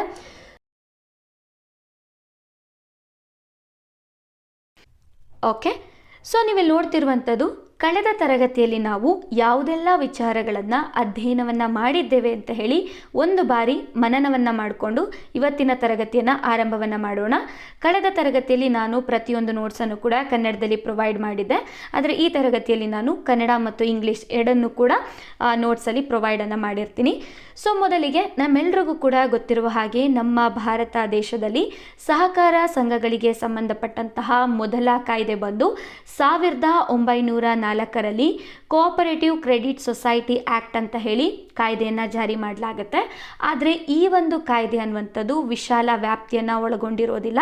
ಹಾಗಾಗಿ ವಿಶಾಲ ವ್ಯಾಪ್ತಿಯನ್ನು ಒಳಗೊಂಡಿರುವಂತಹ ಒಂದು ಕಾಯ್ದೆಯನ್ನು 1912ರಲ್ಲಿ ಕೋಆಪರೇಟಿವ್ ಸೊಸೈಟಿ ಆ್ಯಕ್ಟನ್ನು ಜಾರಿಯನ್ನು ಮಾಡಲಾಗುತ್ತೆ. ಸೊ ಇದಾದ ನಂತರ 1919ರಲ್ಲಿ ನಮ್ಮ ಭಾರತದಲ್ಲಿ ಜಾರಿಯಾಗುವಂತಹ ಮ್ಯಾಂಟಗೋ ಜೇಮ್ಸ್ ವರ್ಡ್ ಕಾಯ್ದೆ ಏನಿದೆ, ಈ ಕಾಯ್ದೆಯ ಪ್ರಕಾರವಾಗಿ ಪ್ರತಿಯೊಂದು ಪ್ರಾಂತ್ಯಗಳು ಕೂಡ ತಮ್ಮದೇ ಆದಂತಹ ಸಹಕಾರ ಕಾಯ್ದೆಯನ್ನು ಜಾರಿಗೆ ತರಬಹುದು ಅಂತ ಹೇಳಿ ಒಂದು ನೀತಿಯನ್ನು ಜಾರಿಯನ್ನು ಮಾಡ್ತಾರೆ. ಸೊ ಈ ನೀತಿಯ ಪ್ರಕಾರವಾಗಿ ನಮ್ಮ ಭಾರತದಲ್ಲಿ ಮೊಟ್ಟ ಮೊದಲ ಪ್ರಾಂತ್ಯವಾಗಿ ಬಾಂಬೆ ಪ್ರಾಂತ್ಯದಲ್ಲಿ ಕೋಆಪರೇಟಿವ್ ಸೊಸೈಟಿ ಆ್ಯಕ್ಟ್ ಅಂತ ಹೇಳಿ 1925ರಲ್ಲಿ ಜಾರಿಯಾಗುತ್ತೆ ಅಂತ ಹೇಳಿ ನಾವು ನೋಡ್ಬೋದಾಗಿರುತ್ತೆ. ಸೊ ಇದಾದ ನಂತರ ನಮ್ಮ ಭಾರತಕ್ಕೆ ಸ್ವತಂತ್ರ ಬಂದ ನಂತರದಲ್ಲಿ ಸಹಕಾರ ಸಂಘಗಳ ಕ್ಷೇತ್ರದಲ್ಲಿ ಬಹಳಷ್ಟು ಬದಲಾವಣೆಗಳಾಗುತ್ತೆ, ಬಹಳಷ್ಟು ಕಾಯ್ದೆಗಳು ಕೂಡ ಜಾರಿ ಆಗುತ್ತೆ. ಸೊ ಅದರಲ್ಲಿ 1942ರಲ್ಲಿ ಮಲ್ಟಿ ಯೂನಿಟ್ ಕೋಆಪರೇಟಿವ್ ಸೊಸೈಟಿ ಆ್ಯಕ್ಟನ್ನು ಜಾರಿಯನ್ನು ಮಾಡಲಾಗುತ್ತೆ. ಸೊ ಇದಾದ ನಂತರ 1984ರಲ್ಲಿ ಮಲ್ಟಿ ಸ್ಟೇಟ್ ಕೋಆಪರೇಟಿವ್ ಸೊಸೈಟಿ ಆ್ಯಕ್ಟನ್ನು ಜಾರಿಯನ್ನು ಮಾಡ್ತಾರೆ. ಸೊ ಈ ಒಂದು ಕಾಯ್ದೆಯನ್ನು ನಾವು ಬಹುರಾಜ್ಯ ಸಹಕಾರ ಸಂಘಗಳ ಕಾಯ್ದೆ ಅಂತ ಹೇಳಿ ಕರೆಯಲಾಗುತ್ತೆ. ಬಹಳಷ್ಟು ಇಂಪಾರ್ಟೆಂಟ್ ಆಗಿರುವಂತಹ ಕಾಯ್ದೆ. ಸೊ ಈ ಒಂದು ಕಾಯ್ದೆಗೆ ಬಹಳಷ್ಟು ವಿಚಾರಗಳನ್ನು ಸೇರಿಸಿ ತಿದ್ದುಪಡಿಯನ್ನು ಮಾಡೋದ್ರ ಮೂಲಕ 2002ರಲ್ಲಿ ಮಲ್ಟಿ ಸ್ಟೇಟ್ ಕೋಆಪರೇಟಿವ್ ಸೊಸೈಟಿ ಆ್ಯಕ್ಟನ್ನು ಜಾರಿ ಮಾಡಲಾಗುತ್ತೆ ಅಂತ ಹೇಳಿ ನಾವು ನೋಡ್ಬೋದಾಗಿರುತ್ತೆ. ಸೊ ಇದಿಷ್ಟು ಕೂಡ ನಮ್ಮ ಭಾರತ ಹಂತದಲ್ಲಿ ಜಾರಿಯಾದಂತಹ ಪ್ರಮುಖವಾದ ಕಾಯ್ದೆಗಳು ಆಗಿರುತ್ತೆ. ಸೊ ನಂತರ ನಮ್ಮ ಕರ್ನಾಟಕದಲ್ಲಿ ಸಹಕಾರ ಸಂಘಗಳು ಅಂತ ಬಂದಾಗ 1904ರಲ್ಲಿ ರಾಷ್ಟ್ರ ಹಂತದಲ್ಲಿ ಜಾರಿಯಾಗಿರುವಂತಹ ಕೋಆಪರೇಟಿವ್ ಸೊಸೈಟಿ ಕಾಯ್ದೆ ಏನಿರುತ್ತೆ, ಈ ಕಾಯ್ದೆಯ ಅನುಗುಣವಾಗಿ ಕರ್ನಾಟಕದಲ್ಲಿ ಅಂದರೆ ಅಂದಿನ ಮೈಸೂರು ರಾಜ್ಯದಲ್ಲಿ 1905ರಲ್ಲಿ ದ ಮೈಸೂರು ಕೋಆಪರೇಟಿವ್ ಸೊಸೈಟಿ ಕಾಯ್ದೆಯನ್ನು ಜಾರಿಯನ್ನು ಮಾಡಲಾಗುತ್ತೆ.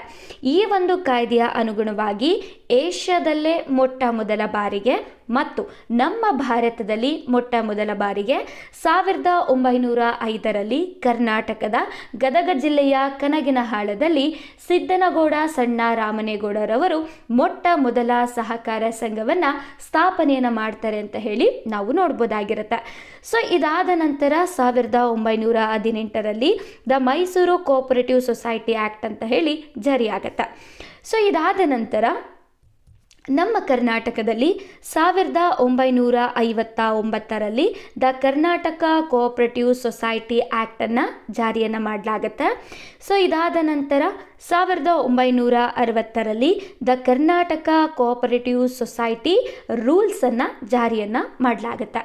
ಓಕೆ, ಸೊ ಇದಾದ ನಂತರ ನಮ್ಮ ಕರ್ನಾಟಕದಲ್ಲಿ 1997ರಲ್ಲಿ ದ ಕರ್ನಾಟಕ ಸೌಹಾರ್ದ ಸಹಕಾರಿ ಕಾಯ್ದೆಯನ್ನು ಜಾರಿಯನ್ನು ಮಾಡಲಾಗುತ್ತೆ.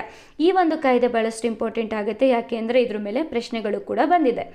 ಇದಾದ ನಂತರ 2012ರಲ್ಲಿ ರಾಷ್ಟ್ರ ಹಂತದಲ್ಲಿ 97ನೇ ಸಾಂವಿಧಾನಿಕ ತಿದ್ದುಪಡಿಯನ್ನು ಜಾರಿಗೆ ತರೋದ್ರ ಮೂಲಕ ಸಹಕಾರ ಸಂಘಗಳಿಗೆ ಸಾಂವಿಧಾನಿಕ ಸ್ಥಾನಮಾನವನ್ನು ನೀಡಲಾಗುತ್ತೆ ಅಂತ ಹೇಳಿ ನಾವು ನೋಡ್ಬೋದು. ಸೊ ಇದಾದ ನಂತರ ಪ್ರಸ್ತುತ 2023ರಲ್ಲಿ multi state cooperative society act ಏನಿರುತ್ತೆ, ಇದಕ್ಕೆ ಕೆಲವೊಂದಿಷ್ಟು ಬದಲಾವಣೆಗಳನ್ನು ಜಾರಿಗೆ ತಂದು ತಿದ್ದುಪಡಿಯನ್ನು ಮಾಡಿದ್ದಾರೆ ಅಂತ ಹೇಳಿ ನೋಡ್ಬೋದು.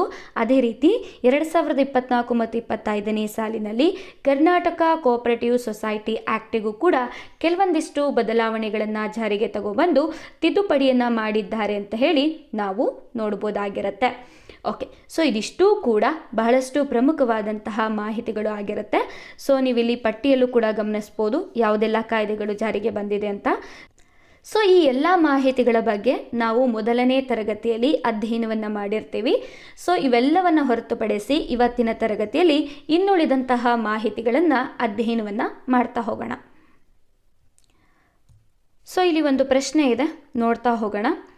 ಈ ಕೆಳಗಿನ ಯಾವ ಕಾಯ್ದೆಯು ಕರ್ನಾಟಕದಲ್ಲಿ ಸೌಹಾರ್ದ ಸಹಕಾರಿ ಆಂದೋಲನಕ್ಕೆ ಭದ್ರ ಬುನಾದಿಯನ್ನು ಹಾಕಿಕೊಟ್ಟಿದೆ ಹಾಗೂ ಅದನ್ನು ಮತ್ತಷ್ಟು ದೃಢಗೊಳಿಸಲು ನೆರವಾಗಿದೆ ಅಂತ ಹೇಳಿ ನೋಡೋದಾದರೆ, ಮೊದಲಿಗೆ ಕರ್ನಾಟಕ ಸೌಹಾರ್ದ ಸಹಕಾರಿ ಕಾಯ್ದೆ 1987, ಕರ್ನಾಟಕ ಸೌಹಾರ್ದ ಸಹಕಾರಿ ಕಾಯ್ದೆ 1997, ಕರ್ನಾಟಕ ರಾಜ್ಯ ಸಹಕಾರ ಸಂಘಗಳ ಕಾಯ್ದೆ 1959, ಸಹಕಾರ ಸಂಘಗಳ ಕಾಯ್ದೆ 1912.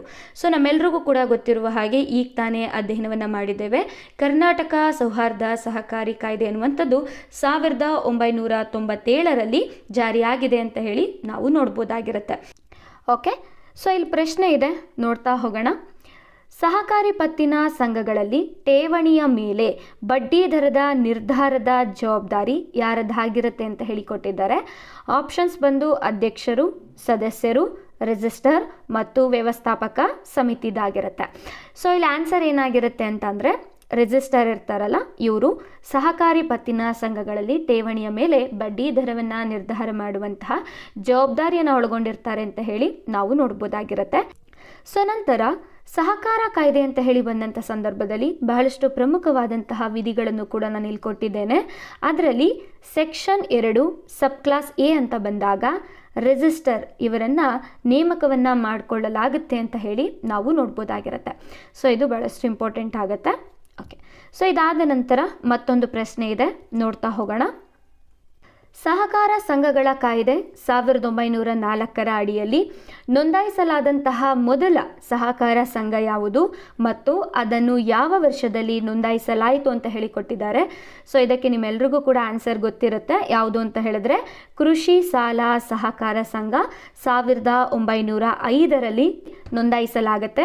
ಸೊ ಇದನ್ನು ನಮ್ಮ ಕರ್ನಾಟಕದ ಗದಗಿನ ಕನಗಿನಹಾಳದಲ್ಲಿ ನೋಂದಾವಣಿ ಆಗುವಂತಹ ಮೊದಲ ಸಹಕಾರ ಸಂಘ ಅಂತ ಹೇಳಿ ನಾವು ನೋಡ್ಬೋದಾಗಿರುತ್ತೆ. ಓಕೆ, ಸೊ ನಂತರದ ಪ್ರಶ್ನೆಯನ್ನು ನಾವು ನೋಡ್ತಾ ಹೋಗೋಣ. ಪ್ರಸ್ತುತ ಕರ್ನಾಟಕದಲ್ಲಿ ಎಷ್ಟು ದೊಡ್ಡ ಪ್ರಮಾಣದ ಆದಿವಾಸಿ ವಿವಿಧೋದ್ದೇಶ ಸಹಕಾರ ಸಂಘಗಳು ಇವೆ ಅಂತ ಹೇಳಿ ಬಂದಾಗ ಆಪ್ಷನ್ಸ್ ಬಂದು 24, 74, 84 ಮತ್ತು 3 ಅಂತ ಇದೆ. ಸೊ ಇಲ್ಲಿ ರೈಟ್ ಆನ್ಸರ್ ಯಾವುದು ಅಂತ ಹೇಳಿದ್ರೆ 24 ಆದಿವಾಸಿ ವಿವಿಧೋದ್ದೇಶ ಸಹಕಾರ ಸಂಘಗಳನ್ನು ನಾವು ನಮ್ಮ ಕರ್ನಾಟಕದಲ್ಲಿ ನೋಡ್ಬೋದಾಗಿರುತ್ತೆ. ಓಕೆ, ಸೊ ಇದಾದ ನಂತರ ಮತ್ತೊಂದು ಪ್ರಶ್ನೆ ಇದೆ, ನೋಡ್ತಾ ಹೋಗೋಣ. ಇಲ್ಲಿ ಸಮರ್ಥನೆ ಎ ಬಂದು ಕರ್ನಾಟಕದಲ್ಲಿ ಸ್ವತಂತ್ರ ಸಹಕಾರ ಚುನಾವಣಾ ಪ್ರಾಧಿಕಾರವನ್ನು ಸ್ಥಾಪನೆಯನ್ನು ಮಾಡಲಾಗಿದೆ ಅಂತ ಹೇಳಿ ನಾವು ನೋಡ್ಬೋದು. ಕಾರಣ ಅಂತ ಹೇಳಿ ಬಂದಾಗ ಸಹಕಾರ ಚುನಾವಣಾ ಪ್ರಾಧಿಕಾರದ ಸ್ಥಾಪನೆಯು ಸಂವಿಧಾನದ 97ನೇ ತಿದ್ದುಪಡಿ ಕಾಯ್ದೆ 2011 ಮೂಲಕ ಕಡ್ಡಾಯವಾಗಿದೆ ಅಂತ ಹೇಳಿ ನಾವು ನೋಡ್ಬೋದಾಗಿರುತ್ತೆ. ಸೊ ಇಲ್ಲಿ ಸಮರ್ಥನೆ ಎ ಅನ್ನುವಂಥದ್ದು ರೈಟಾ, ಆರ್ ಅನ್ನುವಂಥದ್ದು ರೈಟಾ? ಸೊ ನಾವು ನೋಡ್ತಾ ಹೋಗೋಣ. ಸೊ ಇಲ್ಲಿ ಕರ್ನಾಟಕದಲ್ಲಿ ಸ್ವತಂತ್ರ ಸಹಕಾರ ಚುನಾವಣಾ ಪ್ರಾಧಿಕಾರ ಅಂತ ಹೇಳಿ ಬಂದಾಗ ಖಂಡಿತವಾಗಿಯೂ ನಮ್ಮ ಕರ್ನಾಟಕದಲ್ಲಿ ಸ್ವತಂತ್ರ ಸಹಕಾರ ಚುನಾವಣಾ ಪ್ರಾಧಿಕಾರವನ್ನು ನಾವು ನೋಡ್ಬೋದಾಗಿರುತ್ತೆ. ಹಾಗಾಗಿ ಎ ಅನ್ನುವಂಥದ್ದು ರೈಟ್ ಆಗಿರುತ್ತೆ. ನಂತರ ಕಾರಣ ಅಂತ ಬಂದಾಗ ಈ ಸಹಕಾರ ಚುನಾವಣಾ ಪ್ರಾಧಿಕಾರ ಏನಿರುತ್ತೆ ಇದನ್ನು 97ನೇ ತಿದ್ದುಪಡಿ ಕಾಯ್ದೆ 2011 ಪ್ರಕಾರವಾಗಿ ಪ್ರತಿಯೊಂದು ರಾಜ್ಯಗಳು ಕೂಡ ತಮ್ಮದೇ ಆದಂತಹ ಸ್ವತಂತ್ರ ಸಹಕಾರ ಚುನಾವಣಾ ಪ್ರಾಧಿಕಾರವನ್ನು ನೇಮಕವನ್ನು ಮಾಡ್ಬೋದು ಅಥವಾ ಸ್ಥಾಪನೆಯನ್ನು ಮಾಡ್ಬೋದು ಅಂತ ಹೇಳಿ ಈ ಒಂದು ಕಾಯ್ದೆ ಅವಕಾಶವನ್ನು ಮಾಡಿಕೊಟ್ಟಿದೆ. ಹಾಗಾಗಿ ಆಪ್ಷನ್ ಎ ಅನ್ನುವಂಥದ್ದು ರೈಟ್ ಆಗುತ್ತೆ. ಓಕೆ, ಸೊ ಇದಕ್ಕೆ ವಿವರಣೆಯನ್ನು ಕೂಡ ನಾನು ಇಲ್ಲಿ ಕೊಟ್ಟಿದ್ದೇನೆ ನೋಡಿ. ಆಪ್ಷನ್ಸ್ ಎ ಮತ್ತು ಆರ್ ಎರಡು ಕೂಡ ಸರಿಯಾಗಿರುತ್ತೆ. ಸೊ ನೀವಿಲ್ಲಿ ಮಾಹಿತಿಯನ್ನು ನೋಡ್ಬೋದು. ಓಕೆ, ಸೊ ಇದಾದ ನಂತರ ಕರ್ನಾಟಕ ಸರ್ಕಾರವು ಸಹಕಾರಿ ಚುನಾವಣಾ ಪ್ರಾಧಿಕಾರಕ್ಕೆ ಸಬ್ಸಿಡಿಯನ್ನು ನೀಡುತ್ತೆ ಅಂತ ಹೇಳಿಕೊಟ್ಟಿದ್ದಾರೆ. ಇದಕ್ಕೆ ಕಾರಣ ಅಂತ ಬಂದಾಗ ಸಹಕಾರಿ ಚುನಾವಣಾ ಪ್ರಾಧಿಕಾರದ ಆಡಳಿತಾತ್ಮಕ ವೆಚ್ಚವನ್ನು ನೀಗಿಸಲು ಸಹಾಯಧನವನ್ನು ಒದಗಿಸಲಾಗುತ್ತೆ ಅಂತ ಹೇಳಿ ನಾವು ನೋಡ್ಬೋದು. ಸೊ ಇಲ್ಲಿ ರೈಟ್ ಆನ್ಸರ್ ಯಾವುದು ಅಂತ ಹೇಳಿದ್ರೆ ಸಮರ್ಥನೆ ಅನ್ನುವಂಥದ್ದು ರಾಂಗ್ ಆಗಿರುತ್ತೆ. ಯಾಕೆ ಅಂದರೆ ಕರ್ನಾಟಕ ಸರ್ಕಾರ ಸಹಕಾರಿ ಚುನಾವಣಾ ಪ್ರಾಧಿಕಾರಕ್ಕೆ ಚುನಾವಣೆಯನ್ನು ಮಾಡಲಿಕ್ಕೆ ಯಾವುದೇ ರೀತಿಯಾದಂತಹ ಸಬ್ಸಿಡಿಗಳನ್ನು ಕೊಡೋದಿಲ್ಲ.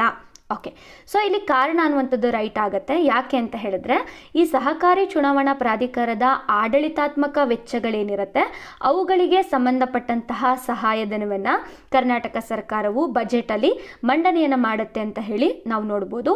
ಹಾಗಾಗಿ ಎ ಅನ್ನುವಂಥದ್ದು ಸುಳ್ಳಾಗಿರುತ್ತೆ ಮತ್ತು ಆರ್ ಅನ್ನುವಂಥದ್ದು ನಿಜ ಅಂತ ಹೇಳಿ ನಾವು ನೋಡ್ಬೋದು. ಸೊ ಇದಕ್ಕೆ ವಿವರಣೆಯನ್ನು ಕೂಡ ನಾನು ಇಲ್ಲಿ ಕೊಟ್ಟಿದ್ದೇನೆ ನೋಡಿ. ಆಪ್ಷನ್ ಎ ಅನ್ನುವಂಥದ್ದು ಸುಳ್ಳಾಗುತ್ತೆ, ಆಪ್ಷನ್ ಆರ್ ಅನ್ನುವಂಥದ್ದು ನಿಜ ಆಗುತ್ತೆ.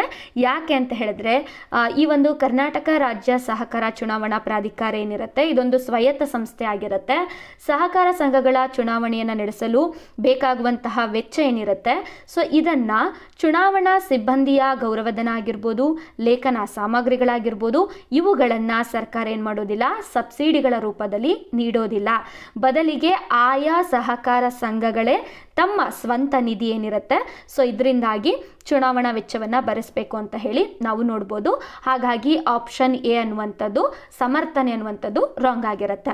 ನಂತರ ಆರ್ ಅಂತ ಬಂದಾಗ ಕರ್ನಾಟಕ ಸರ್ಕಾರ ಏನು ಮಾಡುತ್ತೆ, ಬಜೆಟ್ನಲ್ಲಿ ಸಹಕಾರ ಸಂಘಗಳಿಗೆ ಸಂಬಂಧಪಟ್ಟಂತಹ ಸಹಾಯಧನವನ್ನು ಘೋಷಣೆಯನ್ನು ಮಾಡುತ್ತೆ ಅಂತ ಹೇಳಿ ನಾವು ನೋಡ್ಬೋದಾಗಿರುತ್ತೆ. ಓಕೆ, ಸೊ ನಂತರದಲ್ಲಿ ಸೊ ಇದಿಷ್ಟು ಕೂಡ ಪ್ರಮುಖವಾದಂತಹ ಪ್ರಶ್ನೆಗಳಾಗಿರುತ್ತೆ. ಓಕೆ, ಸೊ ಈಗ ನಾವು ಅಧ್ಯಯನವನ್ನು ಮಾಡ್ತಾ ಹೋಗೋಣ ಸಹಕಾರ ಸಂಘಗಳ ರಚನೆ ಹೇಗಿರುತ್ತೆ ಅಂತ ಹೇಳಿ. ಸೊ ಇಲ್ಲಿ ಸಾಲಗಳನ್ನು ಕೊಡುವಂತಹ ಸಹಕಾರ ಸಂಘಗಳು ಅಂತ ಬಂದಾಗ ನಾವು ಎರಡು ರೀತಿಯಾದಂತಹ ರಚನೆಯನ್ನು ನೋಡ್ಬೋದಾಗಿರುತ್ತೆ. ಸೊ ಮೊದಲಿಗೆ ಅಲ್ಪಾವಧಿ ಮತ್ತು ಮಧ್ಯಾವಧಿ ಸಾಲವನ್ನು ನೀಡುವಂತಹ ಸಹಕಾರ ಸಂಘಗಳನ್ನು ಒಂದು ಕಡೆ ನೋಡಿದ್ರೆ, ಮತ್ತೊಂದೆಡೆ ದೀರ್ಘಾವಧಿ ಸಾಲಗಳನ್ನು ಕೊಡುವಂತಹ ಸಹಕಾರ ಸಂಘಗಳನ್ನು ಕೂಡ ನಾವು ನೋಡ್ಬೋದಾಗಿರುತ್ತೆ. ಸೊ ಇಲ್ಲಿ ಅಲ್ಪಾವಧಿ ಮತ್ತು ಮಧ್ಯಾವಧಿ ಸಾಲದ ಒಂದು ಸಹಕಾರ ಸಂಘಗಳು ಅಂತ ಬಂದಾಗ ಇಲ್ಲಿ ಅಗ್ರಿಕಲ್ಚರಲ್ಗೆ ಅಂದರೆ ಕೃಷಿಗೆ ಸಾಲವನ್ನು ನೀಡಲಾಗುತ್ತೆ. ಅದರಲ್ಲೂ ಬೆಳೆ ಸಾಲ ಆಗಿರ್ಬೋದು ಅಥವಾ ರಸಗೊಬ್ಬರಗಳನ್ನು ವಿತರಣೆಯನ್ನು ಮಾಡುವಂತಹ ಸಹಕಾರ ಸಂಘಗಳು ಆಗಿರುತ್ತೆ. ಸೊ ಯಾವುದು ಅಂತ ಹೇಳಿದ್ರೆ, ಗ್ರಾಮೀಣ ಭಾಗದಲ್ಲಿ ನಾವು ಪ್ರೈಮರಿ ಅಗ್ರಿಕಲ್ಚರಲ್ ಕ್ರೆಡಿಟ್ ಸೊಸೈಟೀಸನ್ನು ನೋಡಿದ್ರೆ, ನಾವು ಜಿಲ್ಲಾ ಹಂತದಲ್ಲಿ ಡಿಸ್ಟ್ರಿಕ್ಟ್ ಸೆಂಟ್ರಲ್ ಕೋಆಪರೇಟಿವ್ ಬ್ಯಾಂಕ್ಸನ್ನು ನೋಡ್ತೀವಿ. ನಂತರ ರಾಜ್ಯ ಹಂತದಲ್ಲಿ ನಾವು Karnataka state cooperative apex bank limited ಅನ್ನು ನೋಡಲಾಗುತ್ತೆ. ಸೊ ಇವುಗಳ ಬಗ್ಗೆ ನಾವು ನೋಡ್ತಾ ಹೋಗೋಣ. ಸೊ ಇಲ್ಲಿ ಕನ್ನಡದಲ್ಲಿ ಮಾಹಿತಿ ಇದೆ ನೋಡಿ. ಪ್ರೈಮರಿ ಅಗ್ರಿಕಲ್ಚರಲ್ ಸೊಸೈಟಿ ಅಂತ ಹೇಳಿ ಬಂದಾಗ ನಾವು ಪ್ರಾಥಮಿಕ ಪತ್ತಿನ ಸಹಕಾರ ಸಂಘ ಅಂತ ಹೇಳಿ ನೋಡಲಾಗುತ್ತೆ. ಸೊ ಇದು ಗ್ರಾಮೀಣ ಹಂತದಲ್ಲಿರುತ್ತೆ. ನಂತರ ಜಿಲ್ಲಾ ಹಂತ ಅಂತ ಬಂದಾಗ ಜಿಲ್ಲಾ ಕೇಂದ್ರ ಸಹಕಾರ ಬ್ಯಾಂಕನ್ನು ನೋಡ್ಬೋದು. ಹಾಗೆ ರಾಜ್ಯ ಹಂತ ಅಂತ ಬಂದಾಗ ರಾಜ್ಯ ಸಹಕಾರಿ ಬ್ಯಾಂಕ್ಗಳನ್ನು ನೋಡ್ಬೋದಾಗಿರುತ್ತೆ. ಸೊ ಇಲ್ಲಿ ಅಲ್ಪಾವಧಿ ಸಾಲ ಅಂತ ಹೇಳಿದ್ರೆ 15 ತಿಂಗಳಿಗೆ ಸಾಲವನ್ನು ನೀಡಲಾಗುತ್ತೆ. ಸೊ ಮರುಪಾವತಿ ಅಂತ ಬಂದಾಗ 12 ತಿಂಗಳಿಂದ 18 ತಿಂಗಳ ಒಳಗೆ ಮರುಪಾವತಿಯನ್ನು ಮಾಡಬೇಕಾಗತ್ತೆ ಸಾಲವನ್ನು. ನಂತರ ಮಧ್ಯಾವಧಿ ಸಾಲ ಅಂತ ಹೇಳಿದ್ರೆ 15 ತಿಂಗಳಿನಿಂದ 5 ವರ್ಷದವರೆಗೆ ಸಾಲವನ್ನು ನೀಡಲಾಗುತ್ತೆ. ನಂತರ ದೀರ್ಘಾವಧಿ ಸಾಲ ಅಂತ ಹೇಳಿದ್ರೆ ತೋಟಗಾರಿಕಾ ಬೆಳೆಗಳಾದಂತಹ ದ್ರಾಕ್ಷಿ, ಅಡಿಕೆ, ಕಾಫಿ ಇವುಗಳಿಗೆ 5 ವರ್ಷದ ಮೇಲ್ಪಟ್ಟು ಸಾಲವನ್ನು ನೀಡಲಾಗುತ್ತೆ. ಸೊ ಇದನ್ನು ನಾವು ದೀರ್ಘಾವಧಿಯ ಸಾಲ ಅಂತ ಹೇಳಿ ಕರೆಯಲಾಗುತ್ತೆ. ಓಕೆ, ಸೊ ಮೊದಲಿಗೆ ಪ್ರಾಥಮಿಕ ಪತ್ತಿನ ಸಹಕಾರ ಸಂಘ ಅಂತ ಹೇಳಿ ಬಂದಾಗ ಇದನ್ನು ನಾವು ಗ್ರಾಮ ಮತ್ತು ಗ್ರಾಮ ಪಂಚಾಯಿತಿಯ ಹಂತದಲ್ಲಿ ನೋಡ್ಬೋದಾಗಿರುತ್ತೆ. ಈ ಒಂದು ಸಹಕಾರ ಸಂಘಗಳು ನೇರವಾಗಿ ರೈತರಿಗೆ ಸಾಲವನ್ನು ನೀಡಲಾಗುತ್ತೆ. ನಮ್ಮ ಕರ್ನಾಟಕದಲ್ಲಿ ಒಂದು ನೀತಿಯನ್ನು ಕೂಡ ಮಾಡಿದ್ದಾರೆ. 3 ಲಕ್ಷದವರೆಗೆ ಪ್ರಾಥಮಿಕ ಪತ್ತಿನ ಸಹಕಾರ ಸಂಘಗಳಲ್ಲಿ ನೀಡಲಾಗುವಂತಹ ಒಂದು ಸಾಲ ಏನಿರುತ್ತೆ ಅದಕ್ಕೆ 0% ಅಷ್ಟು ಕೊಡಬೇಕು ಅಂತ ಹೇಳಿ ಕರ್ನಾಟಕದಲ್ಲಿ ಒಂದು ನೀತಿಯನ್ನು ಕೂಡ ಜಾರಿಗೆ ತಗೊಂಡ್ಬಂದಿದ್ದಾರೆ. 2025ರಲ್ಲಿ ಬಂದಂತಹ ಒಂದಿಷ್ಟು ಬದಲಾವಣೆಯಿಂದ ಈ ಪ್ರಾಥಮಿಕ ಪತ್ತಿನ ಸಹಕಾರ ಸಂಘ ಏನಿರುತ್ತೆ ಇದು ಮಲ್ಟಿಪರ್ಪೋಸ್ ಸೊಸೈಟಿಯಾಗಿ ಕೂಡ ಕೆಲಸವನ್ನು ನಿರ್ವಹಿಸುವಂತಹ ಅಧಿಕಾರವನ್ನು ಕೂಡ ಕೊಟ್ಟಿದ್ದಾರೆ. ಅದರಲ್ಲಿ ನಾವು ಕಾಮನ್ ಸರ್ವಿಸ್ ಸೆಂಟರ್ಗಳಾಗಿ ಕೂಡ ಈ ಒಂದು ಪ್ರಾಥಮಿಕ ಪತ್ತಿನ ಸಹಕಾರ ಸಂಘ ಅನ್ನುವಂಥದ್ದು ಕಾರ್ಯವನ್ನು ನಿರ್ವಹಿಸಬಹುದು. ಹಾಗೆ ಜನೌಷಧಿ ಕೇಂದ್ರಗಳಾಗಿ ಕೂಡ ಈ ಒಂದು ಪ್ರಾಥಮಿಕ ಪತ್ತಿನ ಸಹಕಾರ ಸಂಘ ಅನ್ನುವಂಥದ್ದು ಕಾರ್ಯವನ್ನು ನಿರ್ವಹಿಸಬಹುದು ಅಂತ ಹೇಳಿ 2025ರಲ್ಲಿ ಕೆಲವೊಂದಿಷ್ಟು ಬದಲಾವಣೆಗಳನ್ನು ಜಾರಿಗೆ ತರಲಾಗಿದೆ. ನಂತರ 2025ರ ಒಂದು ಮಾಹಿತಿಯ ಪ್ರಕಾರವಾಗಿ ನಮ್ಮ ಕರ್ನಾಟಕದಲ್ಲಿ 6022 ಪ್ರಾಥಮಿಕ ಪತ್ತಿನ ಸಹಕಾರ ಸಂಘಗಳನ್ನು ನಾವು ನೋಡ್ಬೋದಾಗಿರುತ್ತೆ. ಇದಿಷ್ಟು ಕೂಡ ಬಹಳಷ್ಟು ಪ್ರಮುಖವಾದ ಮಾಹಿತಿ. ಸೊ ಇದಾದ ನಂತರ ಜಿಲ್ಲಾ ಕೇಂದ್ರ ಸಹಕಾರ ಬ್ಯಾಂಕ್ ಅಂತ ಬಂದಾಗ ಇದನ್ನು ನಾವು DCCB ಅಂತ ಹೇಳಿ ಕರೆಯಲಾಗುತ್ತೆ. ಇವೇನು ಮಾಡುತ್ತೆ ಅಂದರೆ ಪ್ರಾಥಮಿಕ ಪತ್ತಿನ ಸಹಕಾರ ಸಂಘಗಳಿಗೆ ಸಾಲವನ್ನು ಕೊಡ್ತಾರೆ ಮತ್ತು ಇವರು ಸ್ಟೇಟ್ ಕೋಆಪರೇಟಿವ್ ಬ್ಯಾಂಕ್ ಏನಿರುತ್ತೆ ಇದರಿಂದ ಸಾಲವನ್ನು ಪಡೆಯುತ್ತೆ. ಹಾಗಾಗಿ ಇಲ್ಲಿ DCCB ಅನ್ನುವಂಥದ್ದು ಮಧ್ಯವರ್ತಿ ಬ್ಯಾಂಕ್ ಅಂತ ಹೇಳಿ ನಾವು ನೋಡ್ಬೋದು. ಅಂದರೆ SCBಯಿಂದ ಸಾಲವನ್ನು ಪಡೆದು ಪ್ರಾಥಮಿಕ ಒಂದು ಪತ್ತಿನ ಸಹಕಾರ ಸಂಘಗಳಿಗೆ ಸಾಲವನ್ನು ಕೊಡುತ್ತೆ ಅಂತ ಹೇಳಿ ನಾವು ನೋಡ್ಬೋದು. ಸೊ ಪ್ರಸ್ತುತ ನಮ್ಮ ಕರ್ನಾಟಕದಲ್ಲಿ 21 ಜಿಲ್ಲಾ ಕೇಂದ್ರ ಸಹಕಾರಿ ಬ್ಯಾಂಕ್ಗಳನ್ನು ನಾವು ನೋಡ್ಬೋದಾಗಿರುತ್ತೆ. ಸೊ ನಂತರ ರಾಜ್ಯ ಸಹಕಾರಿ ಬ್ಯಾಂಕ್ ಅಂತ ಹೇಳಿ ಬರುತ್ತೆ. ಸೊ ಇದನ್ನು ನಾವು ಸ್ಟೇಟ್ ಅಪ್ಯಾಕ್ಸ್ ಬ್ಯಾಂಕ್ ಅಂತಲೂ ಕೂಡ ಕರೆಯಲಾಗುತ್ತೆ. ಈ ಒಂದು ರಾಜ್ಯ ಸಹಕಾರಿ ಬ್ಯಾಂಕ್ ಏನು ಮಾಡುತ್ತೆ ಅಂದರೆ ಜಿಲ್ಲಾ ಕೇಂದ್ರ ಸಹಕಾರಿ ಬ್ಯಾಂಕ್ಗಳಿಗೆ ಸಾಲವನ್ನು ಕೊಡುತ್ತೆ ಮತ್ತು ಈ ಒಂದು ಬ್ಯಾಂಕು ನಬಾರ್ಡಿಂದ ಸಾಲವನ್ನು ಪಡೆಯುತ್ತೆ ಅಂತ ಹೇಳಿ ನಾವು ನೋಡ್ಬೋದು. ಪ್ರಸ್ತುತ 31 SCBಗಳನ್ನು ನಾವು ನಮ್ಮ ರಾಷ್ಟ್ರದಲ್ಲಿ ನೋಡ್ಬೋದಾಗಿರುತ್ತೆ. ಸೊ ನಂತರ ದೀರ್ಘಾವಧಿ ಸಾಲಗಳು ಅಂತ ಬಂದಾಗಲೂ ಕೂಡ ನಾವು 2 ರೀತಿಯಾದಂತಹ ಸಹಕಾರ ಸಂಘಗಳನ್ನು ನಾವು ನೋಡ್ಬೋದಾಗಿರುತ್ತೆ. ಸೊ ಮೊದಲಿಗೆ primary cooperative agricultural and rural development ಬ್ಯಾಂಕ್ಗಳನ್ನು ನಾವು ನೋಡ್ಬೋದು. ನಂತರದಲ್ಲಿ Karnataka state cooperative agricultural and rural develop ಬ್ಯಾಂಕನ್ನು ನಾವು ಸ್ಟೇಟ್ ಲೆವೆಲಲ್ಲಿ ನೋಡ್ಬೋದಾಗಿರುತ್ತೆ. ಸೊ ಇವುಗಳ ಬಗ್ಗೆ ನಾವು ಅಧ್ಯಯನವನ್ನು ಮಾಡ್ತಾ ಹೋಗೋಣ. ಸೊ ಮೊದಲಿಗೆ primary cooperative agriculture and rural development bank ಅಂತ ಹೇಳಿ. ಸೊ ಈ ಒಂದು ಬ್ಯಾಂಕಿನ ಓಲ್ಡ್ ನೇಮ್ ಅಂತ ಬಂದಾಗ ಪ್ರೈಮರಿ ಲ್ಯಾಂಡ್ ಡೆವಲಪ್ಮೆಂಟ್ ಬ್ಯಾಂಕ್ಸ್ ಅಂತ ಹೇಳಿ, ಅಂದರೆ ಪ್ರಾಥಮಿಕ ಭೂ ಅಭಿವೃದ್ಧಿ ಬ್ಯಾಂಕ್ ಅಂತ ಹೇಳಿ ಕರೆಯಲಾಗ್ತಾ ಇತ್ತು. ಆದರೆ ಪ್ರಸ್ತುತವಾಗಿ ಮರುನಾಮಕರಣವನ್ನು ಮಾಡಿದ್ದಾರೆ. ಸೊ ಪ್ರಸ್ತುತ ಇದನ್ನು ನಾವು primary cooperative agriculture and rural development bank ಅಂತ ಹೇಳಿ ಕರೆಯಲಾಗುತ್ತೆ. ಸೊ ಲೆವೆಲ್ ಅಂತ ಬಂದಾಗ ಇದನ್ನು ನಾವು ತಾಲೂಕು ಹಂತದಲ್ಲಿ ನೋಡ್ಬೋದಾಗಿರುತ್ತೆ. ಪ್ರಸ್ತುತ ನಮ್ಮ ಕರ್ನಾಟಕದಲ್ಲಿ 177 primary cooperative agriculture and rural development ಬ್ಯಾಂಕ್ಸ್ಗಳನ್ನು ನೋಡ್ಬೋದಾಗಿರುತ್ತೆ. ಈ ಒಂದು ಬ್ಯಾಂಕ್ಗಳು 5 ರಿಂದ 15 ವರ್ಷದವರೆಗೆ ದೀರ್ಘಾವಧಿಯ ಸಾಲವನ್ನು ನೀಡ್ತಾರೆ ಅಂತ ಹೇಳಿ ನಾವು ನೋಡ್ಬೋದಾಗಿರುತ್ತೆ. ಸೊ ಇಲ್ಲಿ ಕೃಷಿಗೆ ಸಂಬಂಧಪಟ್ಟ ಹಾಗೆ ಬೋರ್ವೆಲ್ಗಳನ್ನು ತೆಗೆಸುವಂಥದ್ದು, ನಂತರ ನೀರಾವರಿಗೆ ಸಂಬಂಧಪಟ್ಟ ಹಾಗೆ ಯಂತ್ರೋಪಕರಣಗಳನ್ನು ಖರೀದಿ ಮಾಡಲಿಕ್ಕೆ ದೀರ್ಘಾವಧಿಯ ಸಾಲವನ್ನು ನೀಡಲಾಗುತ್ತೆ ಅಂತ ಹೇಳಿ ನಾವು ನೋಡ್ಬೋದಾಗಿರುತ್ತೆ. ಓಕೆ, ಸೊ ಇದಾದ ನಂತರ ಕೇಂದ್ರ ಭೂ ಅಭಿವೃದ್ಧಿ ಬ್ಯಾಂಕ್ ಅಂತ ಹೇಳಿ ಬರುತ್ತೆ. ಇದನ್ನು ನಾವು ರಾಜ್ಯ ಹಂತದಲ್ಲಿ ನೋಡ್ತೀವಿ. ಸೊ ಈ ಒಂದು ಬ್ಯಾಂಕನ್ನು ನಾವು Karnataka state cooperative agriculture and rural development bank, ಅಂದರೆ ರಾಜ್ಯ ಕೃಷಿ ಮತ್ತು ಗ್ರಾಮೀಣ ಅಭಿವೃದ್ಧಿ ಸಹಕಾರಿ ಬ್ಯಾಂಕ್ ಅಂತಲೂ ಕೂಡ ಕರೆಯಲಾಗುತ್ತೆ. ಇದು ದೀರ್ಘಾವಧಿಯ ಸಾಲವನ್ನು ನೀಡುವಂತಹ ಸಹಕಾರ ಸಂಘಗಳ ಅಪ್ಯಾಕ್ಸ್ ಬ್ಯಾಂಕ್ ಅಂತ ಹೇಳಿ ನಾವು ರಾಜ್ಯ ಹಂತದಲ್ಲಿ ನೋಡ್ಬೋದಾಗಿರುತ್ತೆ. ಸೊ ಇದು ಕೇಂದ್ರ ಹಂತದಲ್ಲಿ 1929ರಲ್ಲಿ ಮೊಟ್ಟ ಮೊದಲ ಬಾರಿಗೆ ಆರಂಭವಾಗುತ್ತೆ ಅಂತ ಹೇಳಿ ನೋಡ್ಬೋದು. ಪ್ರಸ್ತುತ ನಮ್ಮ ದೇಶದಲ್ಲಿ 20 ಕೇಂದ್ರ ಭೂ ಅಭಿವೃದ್ಧಿ ಬ್ಯಾಂಕ್ಗಳನ್ನು ನಾವು ನೋಡ್ಬೋದಾಗಿರುತ್ತೆ. ಓಕೆ, ಸೊ ಇದಿಷ್ಟು ಕೂಡ ಬಹಳಷ್ಟು ಇಂಪಾರ್ಟೆಂಟ್ ಆಗಿರುವಂತಹ ಮಾಹಿತಿಗಳು ಆಗಿರುತ್ತೆ. ಓಕೆ, ಸೊ ಈಗ ನಾವು ಅಧ್ಯಯನವನ್ನು ಮಾಡ್ತಾ ಹೋಗೋಣ. ಕೇಂದ್ರ ಭಾಗದಲ್ಲಿ ಸಹಕಾರ ಸಂಘಗಳಿಗೆ ಸಂಬಂಧಪಟ್ಟಂತಹ ಪ್ರಮುಖ ಮಾಹಿತಿಗಳ ಬಗ್ಗೆ. ನಮ್ಮ ಭಾರತದಲ್ಲಿ ಜುಲೈ 2021ರಲ್ಲಿ ದ ಮಿನಿಸ್ಟ್ರಿ ಆಫ್ ಕಾರ್ಪೊರೇಷನ್ ಅನ್ನುವಂಥದ್ದು ಸ್ಥಾಪನೆಯಾಗುತ್ತೆ. ಅಂದರೆ ಸಹಕಾರ ಸಚಿವಾಲಯ ಅಂತ ಹೇಳಿ ರಾಷ್ಟ್ರ ಹಂತದಲ್ಲಿ ಜುಲೈ 2021ರಲ್ಲಿ ಸ್ಥಾಪನೆ ಆಗುತ್ತೆ ಅಂತ ಹೇಳಿ ನಾವು ನೋಡ್ಬೋದು. ಸೊ ಈ ಒಂದು ಸಹಕಾರ ಸಚಿವಾಲಯ ಏನಿದೆ, ಇದು ಸಹಕಾರ ಸೇ ಸಮೃದ್ಧಿ ಅನ್ನುವಂತಹ ವಿಷನನ್ನು ಇಟ್ಕೊಂಡು ನಮ್ಮ ಭಾರತದಲ್ಲಿ ಸಹಕಾರ ಕ್ಷೇತ್ರದಲ್ಲಿ ಬಹಳಷ್ಟು ಮಹತ್ವಪೂರ್ಣವಾದಂತಹ ಕಾರ್ಯಕ್ರಮಗಳನ್ನು, ನೀತಿಗಳನ್ನು ಜಾರಿಯನ್ನು ಮಾಡ್ತಾ ಇದ್ದಾರೆ ಅಂತ ಹೇಳಿ ನಾವು ನೋಡ್ಬೋದಾಗಿರುತ್ತೆ. ಅಷ್ಟೇ ಅಲ್ಲದೆ ಈ ಒಂದು ಸಹಕಾರ ಸಚಿವಾಲಯ ಏನಿದೆ, ಇದು 2047ರ ವೇಳೆಗೆ ನಮ್ಮ ಭಾರತ ವಿಕಸಿತ ಭಾರತವನ್ನಾಗಿ, ಅಂದರೆ ಡೆವಲಪ್ಡ್ ಇಂಡಿಯಾವನ್ನಾಗಿ ಮಾಡುವಂತಹ ಒಂದು ದಾರಿ ಏನಿದೆ, ಇದಕ್ಕೆ ಸಹಕಾರ ಕ್ಷೇತ್ರದಿಂದ ಅತ್ಯದ್ಭುತವಾದಂತಹ ಯೋಜನೆಗಳನ್ನು, ನೀತಿಗಳನ್ನು ಜಾರಿಗೆ ತರೋದ್ರ ಮೂಲಕ ಕೊಡುಗೆಯನ್ನು ಕೊಡ್ತಾ ಇದೆ ಅಂತ ಹೇಳಿ ನಾವು ನೋಡ್ಬೋದಾಗಿರುತ್ತೆ. ಪ್ರಸ್ತುತ ಮಿನಿಸ್ಟ್ರಿ ಆಫ್ ಕಾರ್ಪೊರೇಷನ್ ಅಂತ ಬಂದಾಗ ಯೂನಿಯನ್ ಮಿನಿಸ್ಟರ್ ಬಂದು ಶ್ರೀ ಅಮಿತ್ ಶಾ ಸರ್ ಅವರಾಗಿರ್ತಾರೆ. ಇವರು ಫಸ್ಟ್ ಮತ್ತು ಪ್ರೆಸೆಂಟ್ ಮಿನಿಸ್ಟರ್ ಅಂತ ಹೇಳಿ ನಾವು ನೋಡ್ಬೋದು. ಸೊ ಇದಾದ ನಂತರದಲ್ಲಿ ನ್ಯಾಷನಲ್ ಕಾರ್ಪೊರೇಷನ್ ಪಾಲಿಸಿ ಅಂತ ಹೇಳಿ 2025ರಲ್ಲಿ ಜಾರಿಯನ್ನು ಮಾಡಿದ್ದಾರೆ. ಸೊ ಈ ಒಂದು ಪಾಲಿಸಿ ಏನಿದೆ, ಇದು 2025ರಿಂದ 2045ರವರೆಗೆ ಸಹಕಾರ ಕ್ಷೇತ್ರದಲ್ಲಿ ಮಹತ್ವಪೂರ್ಣವಾದಂತಹ ಬದಲಾವಣೆಯನ್ನು ಜಾರಿಗೆ ತರಬೇಕು ಅಂತ ಹೇಳಿ ಬಹಳಷ್ಟು ಯೋಜನೆಗಳನ್ನು ಈ ಒಂದು ಪಾಲಿಸಿಯ ಅಡಿಯಲ್ಲಿ ಜಾರಿ ಮಾಡಿದ್ದಾರೆ ಅಂತ ಹೇಳಿ ನಾವು ನೋಡ್ಬೋದಾಗಿರುತ್ತೆ. ಸೊ ಇದರಲ್ಲಿ ನಾವು 6 ಪಿಲ್ಲರ್ಗಳನ್ನು ನಾವು ನೋಡ್ಬೋದಾಗಿರುತ್ತೆ. ಮೊದಲಿಗೆ ಈ ಸಹಕಾರ ಸಂಘಗಳು ಅಂತ ಬಂದಾಗ ಫೌಂಡೇಶನ್ ಏನಿರುತ್ತೆ, ಇದನ್ನು ಸ್ಟ್ರೆಂತ್ ಮಾಡುವಂಥದ್ದು, ಅಂದರೆ ಲೀಗಲ್ ರಿಫಾರ್ಮ್ಸ್ಗಳನ್ನು ತರುವಂಥದ್ದು, ನಂತರ ಡಿಜಿಟಲೈಸೇಷನ್ ಮಾಡುವಂಥದ್ದು, ಬೆಟರ್ ಗವರ್ನೆನ್ಸನ್ನು ಜಾರಿಗೆ ತಗೊಂಬರುವಂಥದ್ದು. ಸೊ ನಂತರ ಈ ಸಹಕಾರ ಕ್ಷೇತ್ರ ಏನಿದೆ, ಇದರಲ್ಲಿ ಫೈನಾನ್ಷಿಯಲ್ ಎಂಪವರ್ಮೆಂಟನ್ನು ಜಾರಿಗೆ ತಗೊಂಬರುವಂಥದ್ದು, ನಂತರ ಬಿಸ್ನೆಸ್ ಎಕೋಸಿಸ್ಟಮನ್ನು ಜಾರಿಗೆ ತರೋದ್ರ ಮೂಲಕ ಕೋಆಪರೇಟಿವ್ ವಿಲೇಜ್ಗಳನ್ನು ಸ್ಥಾಪನೆಯನ್ನು ಮಾಡುವಂಥದ್ದು, ಮತ್ತು ಗ್ರಾಮೀಣ ಭಾಗದಲ್ಲಿ ಕ್ಲಸ್ಟರ್ಗಳನ್ನು ನಿರ್ಮಾಣವನ್ನು ಮಾಡುವಂಥದ್ದು, ನಂತರ ಸಹಕಾರ ಕ್ಷೇತ್ರದಲ್ಲಿ ಟೆಕ್ನಾಲಜಿಯನ್ನು ಅಳವಡಿಸ್ಕೊಳ್ಳುವಂಥದ್ದು, ನಂತರ ನ್ಯೂ ಸೆಕ್ಟರ್ ಅಂತ ಹೇಳಿ ಜಾರಿಗೆ ತಗೊಂಡು ಬಂದು ಅದರ ಅಡಿಯಲ್ಲಿ ಗ್ರೀನ್ ಎನರ್ಜಿಯನ್ನು, ವೇಸ್ಟ್ ಮ್ಯಾನೇಜ್ಮೆಂಟನ್ನು ನಿರ್ವಹಣೆಯನ್ನು ಮಾಡುವಂಥದ್ದು. ಹಾಗೆ ಗ್ರೀನ್ ಎನರ್ಜಿ ಅಂತ ಬಂದಾಗ ಸಹಕಾರ ಟ್ಯಾಕ್ಸಿ ಅಂತ ಹೇಳಿ ಸರ್ವಿಸ್ಗಳನ್ನು ಕೊಡುವಂಥದ್ದು.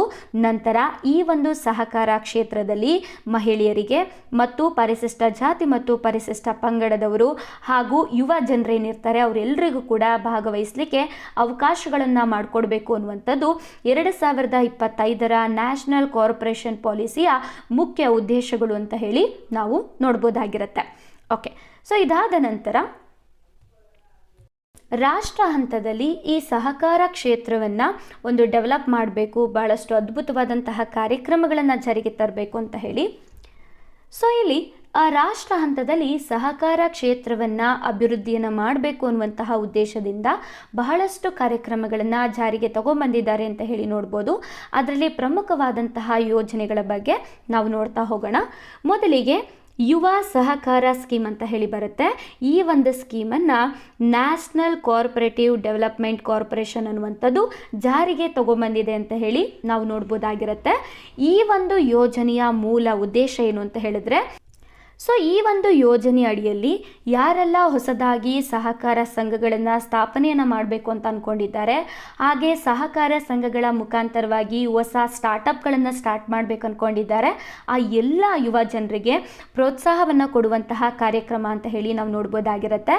ಈ ಒಂದು ಕಾರ್ಯಕ್ರಮದ ಅಡಿಯಲ್ಲಿ ಏನು ಸ್ಟಾರ್ಟಪ್ ಐಡಿಯಾಸ್ ಇರುತ್ತೆ ಅವುಗಳ ಮೇಲೆ 80% ಮಹಿಳೆಯರಿಗಾಗಿರ್ಬೋದು ಅಥವಾ ಪರಿಶಿಷ್ಟ ಜಾತಿ ಮತ್ತು ಪರಿಶಿಷ್ಟ ಪಂಗಡದ ಜನರಿಗಾಗಿರ್ಬೋದು, ಹಾಗೆ ವಿಶೇಷ ಜನರಿಗೆ 80% ಪ್ರೋತ್ಸಾಹಧನವನ್ನು ನೀಡ್ತಾ ಇದ್ದಾರೆ ಅಂತ ಹೇಳಿ ನಾವು ನೋಡ್ಬೋದು. ಸೊ ಇನ್ನುಳಿದಂತಹ ಜನರಿಗೆ 70% ಒಂದು ಪ್ರಾಜೆಕ್ಟ್ ಕಾಸ್ಟಲ್ಲಿ ಪ್ರೋತ್ಸಾಹಧನವನ್ನು ನೀಡ್ತಾ ಇದ್ದಾರೆ ಅಂತ ಹೇಳಿ ನೋಡ್ಬೋದು. ಈ ಒಂದು ಯೋಜನೆಯಲ್ಲಿ ನಾವು 2% ಇಂಟ್ರೆಸ್ಟನ್ನು ಕೂಡ ನಾವು ನೋಡ್ಬೋದಾಗಿರುತ್ತೆ. ಸೊ ಇದನ್ನು ನಾವು ಯುವ ಸಹಕಾರ ಯೋಜನೆ ಅಂತ ಹೇಳಿ ನಾವು ನೋಡ್ಬೋದಾಗಿರುತ್ತೆ. ಸೊ ಇದಿಷ್ಟು ಕೂಡ ಯುವ ಸಹಕಾರ ಯೋಜನೆಗೆ ಸಂಬಂಧಪಟ್ಟಂತಹ ಮಾಹಿತಿಯೂ ಆಗಿರುತ್ತೆ. ಓಕೆ, ಸೊ ಇದಾದ ನಂತರ ಆಯುಷ್ಮಾನ್ ಸಹಕಾರ ಯೋಜನೆಯನ್ನು ರಾಷ್ಟ್ರ ಹಂತದಲ್ಲಿ ಜಾರಿಗೆ ತಗೊಂಡ್ಬಂದಿದ್ದಾರೆ. ಸೊ ಈ ಒಂದು ಯೋಜನೆ ಏನಿದೆ ಇದು ಸಹಕಾರ ಸಂಘಗಳು ಹೆಲ್ತ್ ಕೇರ್ ಸೆಕ್ಟರ್ನಲ್ಲಿ ಒಂದು ಮಹತ್ವಪೂರ್ಣವಾದಂತಹ ಪಾತ್ರವನ್ನು ನಿರ್ವಹಿಸಬೇಕು ಅಂತ ಹೇಳಿ ಈ ಒಂದು ಯೋಜನೆಯನ್ನು ಜಾರಿಗೆ ತಗೊಂಡ್ಬಂದಿದ್ದಾರೆ. ಸೊ ಯಾವ ಸಹಕಾರ ಸಂಘಗಳು ಹೆಲ್ತ್ ಕೇರ್ ಸೆಕ್ಟರ್ ಆಗಿರ್ಬೋದು, ಹಾಸ್ಪಿಟಲ್ಸ್ ಆಗಿರ್ಬೋದು, ಮೆಡಿಕಲ್ ಕಾಲೇಜ್ ಆಗಿರ್ಬೋದು ಅಥವಾ ಫಾರ್ಮಸಿ ಆಗಿರ್ಬೋದು, ಇವುಗಳಲ್ಲಿ ಹೆಲ್ತ್ ಕೇರ್ಗೆ ಸಂಬಂಧಪಟ್ಟಂತಹ ಮೂಲ ಸೌಕರ್ಯಗಳನ್ನು ಒದಗಿಸಲು ಇಂಟ್ರೆಸ್ಟ್ ಇರುತ್ತೆ, ಅಂತಹ ಸಹಕಾರ ಸಂಘಗಳಿಗೆ ಒಂದು ಪ್ರೋತ್ಸಾಹಧನವನ್ನು ನೀಡುವಂತಹ ಒಂದು ಯೋಜನೆ ಅಂತ ಹೇಳಿ ನೋಡ್ಬೋದು. ಸೊ ಈ ಒಂದು ಯೋಜನೆ ಏನು ಮಾಡುತ್ತೆ ಅಂದರೆ ನ್ಯಾಷನಲ್ ಹೆಲ್ತ್ ಪಾಲಿಸಿ ಏನಿದೆ ಮತ್ತು ಆಯುಷ್ಮಾನ್ ಭಾರತ ಏನಿದೆ ಈ ಒಂದು ಯೋಜನೆಯ ಅಡಿಯಲ್ಲಿ ಮಹತ್ವಪೂರ್ಣವಾದಂತಹ ಪಾತ್ರವನ್ನು ನಿರ್ವಹಿಸ್ತಾ ಇದೆ ಅಂತ ಹೇಳಿ ನಾವು ನೋಡ್ಬೋದಾಗಿರುತ್ತೆ. ಓಕೆ, ಸೊ ಇದಾದ ನಂತರ ವರ್ಲ್ಡ್ ಲಾರ್ಜೆಸ್ಟ್ ಗ್ರೇನ್ ಸ್ಟೋರೇಜ್ ಪ್ಲಾನನ್ನು ಕೂಡ ಜಾರಿಗೆ ತಗೊಂಡ್ಬಂದಿದ್ದಾರೆ.